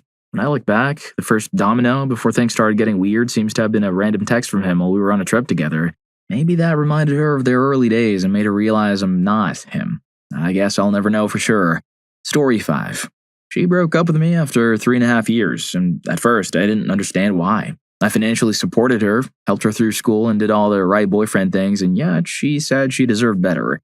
You'd think from reading this that she was a schmuck, but honestly I was the one doing something wrong. I didn't actually love her. I didn't want to do things for her. She always had to ask. I wasn't excited to see her when we had been apart. I didn't want to hang out with her friends. I was always on my phone when I was with her. I rarely texted her just to ask how she was or what she was up to. I even thought it took years to know if you wanted to marry someone, and I still wasn't sure. I was basically on autopilot, and she figured that out before I did. I had a new girlfriend, and holy cow, it is night and day. I'm seeing her tomorrow, and I'm like a kid before Christmas. We've been dating for a year, and I already can't wait to marry her. Story 6. This one really stings, and I still think about it sometimes. We were in the middle of a deep, meaningful conversation when she got a call that her mom was in the hospital. She instantly became stressed and dropped everything while waiting for her ride. As I was walking away, I said something messed up and irrelevant, and she completely misheard me. We didn't talk for 5 years after that. I ran into her at the hospital after her first marriage and divorce. I was there with my girlfriend at the time, and she was taking her daughter to a checkup. We started talking again and brought up what I had said that day. We realized what I actually said and what she heard were completely different. We had a brief fling again, maybe 2 or 3 months before she moved to the other coast. As far away as a person can be while staying in the same country. We still talk today, but she was the one that got away. That is, until I met my ex-wife, who was even more the one that got away. I own up to messing that up completely. The sole blame's on me, and it still stings to this day. Story 7. We were in a long-distance relationship, and he always said he didn't have time to talk to me or that his phone had been taken away. I would wait a week just to have a 10-minute text conversation with him before he suddenly disappeared again. At some point, this drove me insane. I'd stay up all night, thinking, what if he's online at night? Once, I waited for 2 weeks and didn't text, so I texted him and immediately broke up with him before he could vanish again like a ghost. I made sure he read the "I'm breaking up with you" text. I wasn't happy about it, but I told him not to be in a relationship with me if he couldn't even bother to make the time to contact me. Ciao, ciao. Story 8. She cheated on me with some other guy and acted like nothing happened. I couldn't stand it and just politely told her it was time for us to break up. She pleaded with me, saying, "No, it's not over, I'm sorry," and all that, but I knew an apple, once rotten, cannot be unrotted. I was holding up my end of the relationship. I was lively and loved her to the end, and I still do, but now I've just lost interest in love. I have other big goals, and I've probably redeemed myself and had a glow up. I still haven't touched a woman or been in a relationship yet. Still hope she's doing well, and I still look at her profile picture and think, you're still as beautiful as the day I lost you. I hope you're all doing well. Story 9. First relationship, age 16 to 17. I lost interest in her over time. It was a fairly short-term relationship that lasted no more than 6 months. I was a high school student, unemployed, and skinny as a rail. Second relationship, age 17 to 20. This one stung a bit. She went back to her ex and ended up having a child with him. We met at work and I ended up losing my job over it. I was employed at minimum wage, in average shape, and in my late high school to early college years. Third relationship, age 20 to 21. This one stung even harder. I found out the guy was passing her around the whole neighborhood. I looked at her phone once and found at least 5 people she was seeing simultaneously. The guy who was passing her around ended up passing away. I got my first and only STD from her, and it took over a year to get over her. I developed some kind of savior complex with this girl. At the time, I was flat broke, in great shape, and had dropped out of college. After this, I tried starting a business out of my childhood bedroom. I had a ton of random fooling around and one-night stands and found a great group of people to get out and have fun with. It turned out to be better than college, in my opinion, and I'm still friends with many of the people I met during this period of my life. The year I turned 22 was the best of my life thus far. I met the next girl, traveled, and had a ton of fun. Fourth relationship, age 22 to 26. This was my most serious relationship. We lived together for several years and were madly in love. I cheated on her and I learned my lesson. Cheating sucks. Don't do it. Still picking up some of the pieces from this one. The breakup wasn't painful, just very confusing as our long-term relationship ended abruptly. I was at a great job, in average shape, and loving what I was learning on the job. The last few years of my life have been plagued with career-related burnout as I've tried to get back to what I experienced in my early 20s. There have been a lot of late nights, but not quite as fun. I'm still grappling with the fact that I'm getting older and that it might truly be time to settle down. I'm dealing with new things, like how to get married, what it means to settle down, and what it would be like to be a dad. This kind of puts a damper on the whole partying nonstop thing. I also don't want to completely run my health into the ground, but the bars and clubs need me. It's a yin and yang, my friend. I must find my center. I had intimacy with all these women, and a lot of it was fairly good. Each one had a very profound influence on my life as a whole. I loved and cared for each of these people in different ways, and I am not in contact with any of them now. I also don't harbor any negative emotions anymore. I've been employed during some relationships, my latest making very good money and flat broke during others. The reason I mention work is because I believe it adds some stability to our relationship. I was out of control while I had my business and loved every minute of it. I was poor. I didn't think it impacted the way I felt about each other. It just limited what we could do together. Sometimes I care about how I look physically, and other times I don't. I've never been married and have no kids. I'm still putting myself out there. I find this question to be very interesting because, in all honesty, I've had zero expectations throughout my life when it comes to women. My parents were married and are still married to this day, but they didn't date, which I've always found a bit strange. As a result, I don't really have a good reference point for the way my life seems to be playing out. It's just one interesting life lesson after the next. I'd still like to get married and do the whole family thing at some point, God willing. Ideally with a relatively high and stable income, if I had a choice, as I think that gives lovers the most options in life. And yeah, I'd like to look like a Greek god, but I don't think that's in the cards for me. I hope if someone is reading this and going through relationship difficulties, it helps. I'm starting to feel really good about myself. Don't give up. Story 10. At first, I was so excited that there was a boy actually interested in me. It was my first kiss, but I also quickly found out that was all he was interested in. The relationship lasted about 3 months, where all he did was try to coerce me to being more and more intimate while I was just not ready to go further than kissing and cuddling yet. Then one day he told me he was going to meet his ex on the weekend to go watch a movie in the cinema with her. He never asked me to, just always wanted me to hang out at his place, so I was annoyed and told him I was not happy with it, but he did it anyway. On one day he broke up with me saying, "You're too clingy." I was devastated. Well, I guess he forgot how girls talk a lot, so it didn't take long for me to find out he had intimacy with that girl he went to the cinema with, multiple times on that weekend. She had no idea we were together, so we all collectively decided to dump him. Later, on Valentine's Day, he gifted all the girls he ever had a thing with some chocolate, hoping one would come back, but none did. The icing on the cake was my best friend at the time trying to console me with, "Don't worry, he always chose the ugly ones no one else wants anyways." Since it's been 13 years and I've been single ever since, I guess she was right. Story 11. She got bored with me after my usefulness waned. She latched onto me because I gave her an escape from her terrible family life. I gave her love, and they gave her grief. I moved her 4 hours away and gave her a calm life. Then she no longer needed me for an escape and started dating a guy who has a list of things she said she could never date. 10 years older, unemployed, no higher education or job training, a heavy smoker, and married. They were doing their thing behind my back and his wife's back. I was an idiot. 7 years of my life were ruined by the anger-tainted memories she left me with in her wake. I gave her love, sincerity, and stability. She ended up giving me lies and cheating on me. We were the couple that her friends were jealous of, but looking back, it was mostly because I was so good to her in ways that her friends' boyfriends weren't. On her way out, she had the audacity to ask if she could come back to me if whatever she was headed toward didn't work out. No, screw you. Story 12. In the 12th grade, I was dating this weird, super attention-seeking chronic liar of a girl. At the time, I was just happy that a girl seemed to like me enough to hang out with me. One day during the summer, she just stopped replying to texts, which wasn't too abnormal, but a few days later, I got a Facebook message from her account, claiming to be some dude talking for her. He said she was sick and couldn't talk, but that she didn't want to speak to her or see me anymore. He then said she was dating him now and that I shouldn't try to contact her again. She hadn't been nice to me in the first place and had already cheated on me before this, and it fit well with my own narrative of life, so I complied. I saw her again at school the next year, and she just said hi like nothing had happened. I have super low self-esteem, so I just said hi back. Story 13.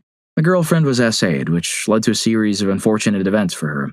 These included refusing to tell her mother, developing an alcohol dependency, and putting herself at risk for it to happen again by getting hammered at frat parties with no one to watch over her.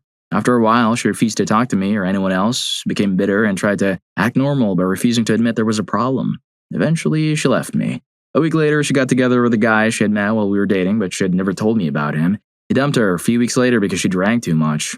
Then, just as I was starting to move on and begin another relationship, she tried to get back with me, sowing seeds of doubt. We broke up 2 months ago. I lost my V-card to her and fell in love with her. I can't even be mad at her because of the situation. There's a lot more that happened, but those are the highlights. Story 14. I was in a long-distance relationship with a girl I met at a convention. Back then, I was incredibly innocent and didn't really know how to handle a relationship. Because of this, in retrospect, she was not the best match for me at the time in my life. She was very intimate, loved to party, and was extremely confident, while I was abstinent, straight-edged, and very naive. However, she significantly changed me and opened my eyes a lot. I'm very happy for the experience. Here's the part where it gets ugly. One day, she texted me, asking if she was allowed to kiss and do other things with other people. Shocked, I responded like any logical person would. No, you and I are dating, right? I didn't think that was too unreasonable. We dropped the subject afterward, but a few days later, she messaged me on Facebook out of the blue and said it wasn't working. The worst part was, she beat around the bush and forced me to be the one to ask, is this the end? In the end, I had to be the mature one to actually talk about our issues and what was wrong. She felt I was too controlling, despite being so far away, and was upset I wouldn't let her experiment with other people. She ended it there and said we could be friends with benefits from then on. She still messages me from time to time, telling me she had a sexy dream about me or something like that. It's just a bad time all around. Story 15. We dated for 5 years. We took a break for a year because he asked me to marry him when I was 17 and I wasn't ready. I dated around but never stopped loving him, so I went back. I promised to marry him when I finished college, and he initially said okay, but later took it back. But then we were living together. He moved to the city where I was going to school, but his parents didn't approve because they wanted him to always be in the same town as them. He also hated his factory job and was always frustrated. He ended up kicking me out of our apartment. I lived in my friend's dorm room and slept on the floor for 2 months. Then I went and got my stuff from the apartment without telling him, and I left my keys on the coffee table. He called me that night, bawling, saying he knew he had made an enormous mistake in kicking me out and that he still loved me. We talked on the phone for 8 hours. I promised to meet him that morning to get some N64 games from him. We were supposed to meet at Tim's. He said that he knew I still loved him. I didn't say anything. He said we could call back, but he never did. Story 16. Earlier in the relationship, she had a dream that I cut my hair and shaved, and somehow that made me be mean to her. She tearfully insisted I promised never to do that. Later, I got a role in a play that required me to cut my hair and shave. After some internal debate, I did it because it was a cool role. I called the people who were important to me to inform them of the radical change in appearance they should expect the next day. And I called her, she broke up with me immediately over the phone. If you're enjoying the video, don't forget to hit that subscribe and like button for more videos like this. Story 17. Oof, my first relationship was also my last relationship. I was always a socially awkward, unattractive guy. Then, when I was 18, I got a haircut and girls suddenly loved me. I would get hit on randomly wherever I went. I was good friends with the prettiest girl in the whole school. She was funny and fun to be around. She was also stunningly, ridiculously pretty. We started dating, and that went on for 2 years. I've always been very behind maturity-wise. Ended up moving in together and moving away from home when she graduated high school. I eventually stopped appreciating her. It got to be hard to be around sometimes, and we fell out of love with each other. I remember when we were together, I would confide in my friend that I didn't actually love her. I had hang-ups over an older, unrequited love for another female friend and never wanted to truly let that one go. Anyway, our fighting got really bad when we moved in together. She thought viewing corn was the same as cheating and compiled a list of all the corn I had been viewing, then confronted me. I don't know how she got it, as I had been using incognito, but I digress. I snapped and broke up with her. We made up, but got into another fight a couple of weeks later. I broke up with her again, but this time I didn't try to reconcile, and she moved on very quickly to a much older guy. When I found out, I completely melted down. Suddenly, I felt a love for her that I had never felt before. Nothing has broken me like this experience did. She cut me out of her life entirely, and I had to move back to her hometown with my family. So much messed up stuff happened over the next couple of years. I've been single ever since. It's been 5 years, and I'm very emotionally damaged. I don't want to be like this, and I'm extremely lonely. Everyone these days thinks I'm secretly gay because I've always been single and girls usually like me. The fact of the matter is that I never recovered from my social awkwardness, so I can't really talk to girls. I've been compared to Michael Cera characters more times than I like to think about. The other thing is that I have never truly been able to get over her. I miss and love the girl that I was with, even though I understand those times are gone and that girl no longer exists. I want to move on, but I'm the type of person who wants a true connection with someone, not a casual thing. Unfortunately, no girl is my ex, and that is the flaw I can't look past. I wish I had someone to talk to. Story 18. Her fraternal twin sister convinced her to dump me so that she could take me. I went along with it because the twin was hotter and I was young and ridiculously stupid. The first girl ended up dating a really cool guy a year or so later, and they got married a few months ago. Her twin sister developed severe depression after finding out what happened to her biological parents that landed her and her sister in foster care. I didn't know how to handle that at a young age, so I ended things with her. She started texting me and my sister, telling us how terrible of a person I was and exactly where and when she was going to end it all. I copied and pasted all her texts and sent them to her father, asking for help. He apologized, and I didn't hear from her again for 5 years. We reconnected when we were both single, so we got dinner to catch up, fooled around, and haven't spoken since, as it should be. I'm now in a strong relationship with an incredible woman, and I learn more every time I look back on the mistakes I made in high school. I just realized I learned more from social interactions in high school than I did in the actual classroom. Story 19.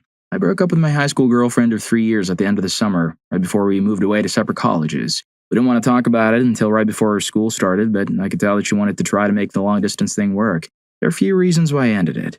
I was terrible at responding to texts and calls, so I knew it would be hard to keep in touch while I was on the other side of the country. Looking back, it seems pretty sad that my poor communication was one of the ways to justify the breakup. The real reason was that I didn't appreciate her. She's a beautiful girl who really made a big effort to make the relationship work. We had so many things in common and we shared a lot of great memories. 3 years after the breakup, I realized that it's not going to be easy to find someone as good as her. I try to stay positive, though. I learned a lot from the mistakes I made. I've gotten over her, but I still miss her sometimes. Story 20. I called her and explained that although I had a great time with her over the past month, I was getting the sense that she wasn't as into it as I was. Also, I'd met someone I was seriously thinking about asking out, so it would be best to draw a line under this and move on. I also apologized for breaking up with her over the phone, but I told her I couldn't see her for other reasons. She just said, "Oh, okay then, bye." Sometime later, I was talking to a mutual friend about this. It turns out we hadn't even been in a relationship. We had one evening together, and that pretty much made the whole thing up in my head. Story 21. She ended it with a letter that she wrote and handed to me because she was too cowardly to confront me face to face. Needless to say, I now look back on it as a good thing that I got out of that relationship. No hard feelings. I learned a lot, but she wasn't right for me. Ironically, the reason we didn't work out is that she was too much like me at the time. Timid, passive, and not taking much initiative to do new things. My current girlfriend, however, challenges me to become a better person who gets stuff done. It sometimes leads to discussions, but I'm happy because I know she just wants the best for me and for us. Story 22. She broke up with me at a bar. I was being an insensitive schmuck. Her grandmother had just passed away, and I said something like, "What the heck? Talk to me about it. Come over and sleep with me." This was after about 2 months of her always leaving the bar to go home alone, inviting her friends on our dates, and being emotionally distant. I didn't know about her grandmother because she never talked to me about anything. I was angry at the lack of effort she put into the relationship and was slowly becoming more of a schmuck to her over time, which drove her to spend even less time with me. By the time I said what I said, I was completely fed up with a relationship that wasn't a relationship. When I found out about her grandmother from a friend of hers, I felt like the worst person in the world. Never again will I date someone who isn't open and honest with me about how they feel and what they're going through. Never again will I respond childishly to not getting what I want and be a schmuck rather than being supportive and a good friend. She was with someone else within a week of us breaking up, a dealer with a pretty face. I didn't date again for a long time. Story 23. We were both girls living right in the middle of the most Catholic suburb in Texas. If my parents had found out, they would never have looked at me the same way again. I honestly think my dad might never have spoken to me again, and I was actually scared of what hers might do. My point is, what she ended up doing is entirely understandable. Anyway, she had moved the year before, but I invited her to spend a month at my house that summer. 2 months after we started dating, we kissed for the first time a few days after she arrived. 15 minutes later, her conscience said it was wrong. Still, it kind of stings, but in all honesty, I really should have seen it coming. Now I just feel selfish for not stopping things sooner. Story 24. This is a sort of epic one. My friend was seeing a pretty girl and she told me she wanted to have intimacy with me. I'm ashamed to admit that I did. Anyway, we kept it up on the sly and she started sleeping with my friend as well. I came clean and we worked it out. We agreed that our friendship was more important than regular access to intimacy, but for the benefit of hindsight, that was not true. So we both decided to break up with the girl. I followed through, but he kept sleeping with her on the side, so I got back in there for 1 or 2 more rolls in the hay before moving on. So that was my first. Story 25. I was in Kansas on a road trip with my dad and my brother. She was visiting a friend who had just started college, and they all went out to a nightclub together where she had been dancing with a lot of guys. This was something we had discussed and had made it clear that I wasn't okay with it. The biggest reason was that she wouldn't even dance with me at high school dances. She said it was awkward since people knew we did it and that any level of closeness outside the bedroom wasn't okay back then. I never understood that logic. Why should I be okay with her grinding up on other guys at a nightclub? I broke up with her via text message. That was a crappy way to do it, I know, but overall it ended up being for the benefit of both of us. They didn't have much in common aside from being 2 excited teenagers. Her life goals didn't overlap much at all, so there were no long-term prospects. Last I heard, she had moved to France, so hopefully she's living out all her life streams because I've been living out mine. Story 26. His hygiene and lack of education. He was homeschooled and I was in high school. He would walk out of the shower with his hair still greasy and covered in dandruff. His teeth always had a thick layer of plaque on them, and his lips would have a buildup of white stuff on the sides. His parents completely failed him in giving him an education because not only did he not know math beyond simple addition and maybe subtraction, he didn't know how to read a damn clock. I also paid for 90% of everything, including so many meals for him even after I helped him get a job. He never paid for a single meal for me. Story 27. My high school sweetheart and I dated for years, and then we went to college. Met someone first, but it would have happened to one of us either way. He broke my heart, but broken hearts heal. He's a sweet man. We sort of stayed in touch and became friends later on. We aren't super close, but we're definitely friendly and think highly of each other. We're in our mid-30s now, both married with families. Every time something big happens in my life, like getting married or having a baby, he sends me the most thoughtful letters about my meaning in his life and how he genuinely loves me and wishes me the best. He's a good man, and I chose my first partner well. I chose my husband well, too. Everyone in between, however, was a total schmuck. Story 28. She had been helicopter parented her entire life and was still letting her parents control most of it, despite being very nearly an adult. I was tired of dealing with it, and our relationship was strained because of it. I was also planning to move to another city for college, which she wasn't happy about. We talked about breaking up and decided to take a few days to think about it. When we met back up 3 days later, we had both decided to end it. It took her a week to change her mind, by which point I was with someone else. The next 3 months were a mess, but I eventually broke it off with the second girl and we got back together. Story 29. I became too invested in her and not myself because I had no self-control. We would call each other for at least an hour or two every single day and hang out a lot during the week. Started skipping classes and going to the gym, and I wasn't hanging out with my friends. Being in a relationship was also causing a lot of mental strain for me. I was constantly thinking about the problems we were working through, and I couldn't deal with it any longer, so I broke it off when things were seemingly going perfect. I miss her a lot sometimes, and I'm extremely guilty that I broke her heart, but I had to do what I thought was best for myself, I guess. I'm not sure if I regret it or not, because we vibed really well and I wanted to see how far we could go, but at the same time, I've grown a lot since our breakup. Story 30. My first real relationship ended because I was young, dumb, and full of, well, I had a wonderful first girlfriend. She was beautiful, smart, and full of spirit, but I was a high schooler senior who was aware that he was attractive and thought he could do better. We broke up for a few months because I was grounded. During that time, a girl 3 years older than me who went to school in Miami and worked as a Jello shot girl started hitting me up. I foolishly continued talking to her when I got back together with my girlfriend, and then I dumped my girlfriend to go to prom with a new girl. I went to prom, had a good time, and when we got back to her place and she walked me out, I got the look, the kiss me you fool look, but I couldn't do it. So I basically ruined my first relationship and didn't even have intimacy with a hot girl. Woohoo. Story 31. I broke up with my date at prom. We'd been dating in high school, and by March of our senior year, we'd pretty much broken up. Not in an explicit way, but in that way that stupid high school kids do, where we just didn't talk to or hang out with each other much. In April, my date asked if I would still go to prom, and I said yes, because I was also young and stupid. So we got a dress and tuxedo, went to dinner, and went to prom. We danced and kissed, and I'm sure it was a magical night for my date. Then I said that I just didn't love them. We left prom, drove home, and never talked again. If you're counting, I was stupid for not explicitly breaking up, stupid for accepting the invitation to prom, stupid for acting like a traditional prom date and leading them on, and holy crap was I stupid for telling them at prom that I didn't love them. Story 32. I don't actually know what happened or what changed. The same night I came back from studying abroad for a semester, he told me we should separate. I've been anxious the whole way home because he had sent me an email saying we needed to talk when I got back. He said he'd seen people hurt the ones they loved and that he didn't want to hurt me. Never elaborated or explained. He managed to stick it out for another month or so before he decided that was enough. We had been together for 5 years. I loved people and things really deeply once I reached that point, and it was devastating to me. We stayed friends for a little while, but after about a year, it all went to crap. We haven't talked or communicated since. Still blocked on Facebook, but not long after we officially stopped talking, I found out he had begun seeing a girl he went to high school with. A girl, I should add, we used to fantasize about together when we were intimate. They're apparently getting married soon. Still really hurts 3 years later because a part of me is terrified I'll never find someone who was as loving or accepting of me as he was. I haven't been with anyone since. I'm not afraid of loving someone, I'm just afraid no one will love me. Story 33. When I first started to date, I was seeing 2 guys very frequently, but they didn't know about each other. After almost a year, they found out, got together, and told me I had to choose. I was so upset. I wasn't very experienced and was crazy about both of them. I made my choice, but it broke my heart, and I felt so bad for hurting the one I didn't choose. I was so distraught that I harmed myself, but someone found me and got them bandaged up. Life went on. The one I chose moved away a year later. The one I didn't choose found a woman with the same first name as me who looked like me, and they got married. I went to see him, but he wouldn't take me back, which I deserved. Honestly, I never meant to hurt him. I was too young to know what I wanted.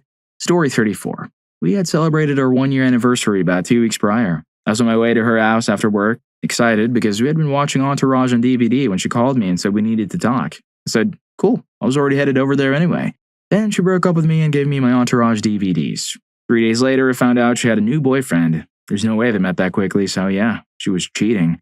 I lost my V-card to her in a year of my life. I moved on multiple times, but honestly, I don't think I've ever completely moved on. I feel like I can't trust any girl and that the next one who is any amount of good is going to be the one. Oh well, I'm still young. Story 35. My first girlfriend broke up with me on Valentine's Day in 2007. I was a freshman in high school, and we had gone through that period of awkward avoidance right before a breakup. I was so in love with this girl, and she was avoiding me. Because of this, I thought I needed to show her that I was still around and that I still liked her. I needed to get her something for Valentine's Day, but as a freshman, I had no cash. So what did I do? I got a big poster board, painted a huge red heart on it that said I love you, and put it under her locker. She played the trombone, so she had a big locker. After I put the heart in her locker, a mutual friend of ours gave me a note from my girlfriend. It was the breakup note. Other than being horribly sad, I was super embarrassed because I knew she was going to open her locker and see that giant heart. To make matters worse, another guy got her a giant stuffed bear and balloons that also said I love you, so yeah, that was my first relationship. Story 36. The first relationship, where we were officially boyfriend and girlfriend, ended on our 1-month anniversary, which also happened to be Valentine's Day. On a Friday or Saturday night, I had a super vivid dream. I don't remember all of it anymore, but here's the gist. In my dream, I was walking up some white steps to a building, wearing a red dress. I felt independent and free as I headed into our high school reunion. And the dream had broken things off with him in high school. I ran into him on the steps, and he started telling me about high school and how he planned our whole life out. He told me that he had been planning on marrying me and having kids. I was filled with complete horror. At that point, I woke up and sat straight up, gasping as if I'd had the worst dream in the world. It was partially because I had never imagined my life going the marriage or kids route, and also partially because he had dictated what he thought my life should be. Either way, at that moment, I knew I had to break up with him. I thought it was absolutely necessary to do it in person.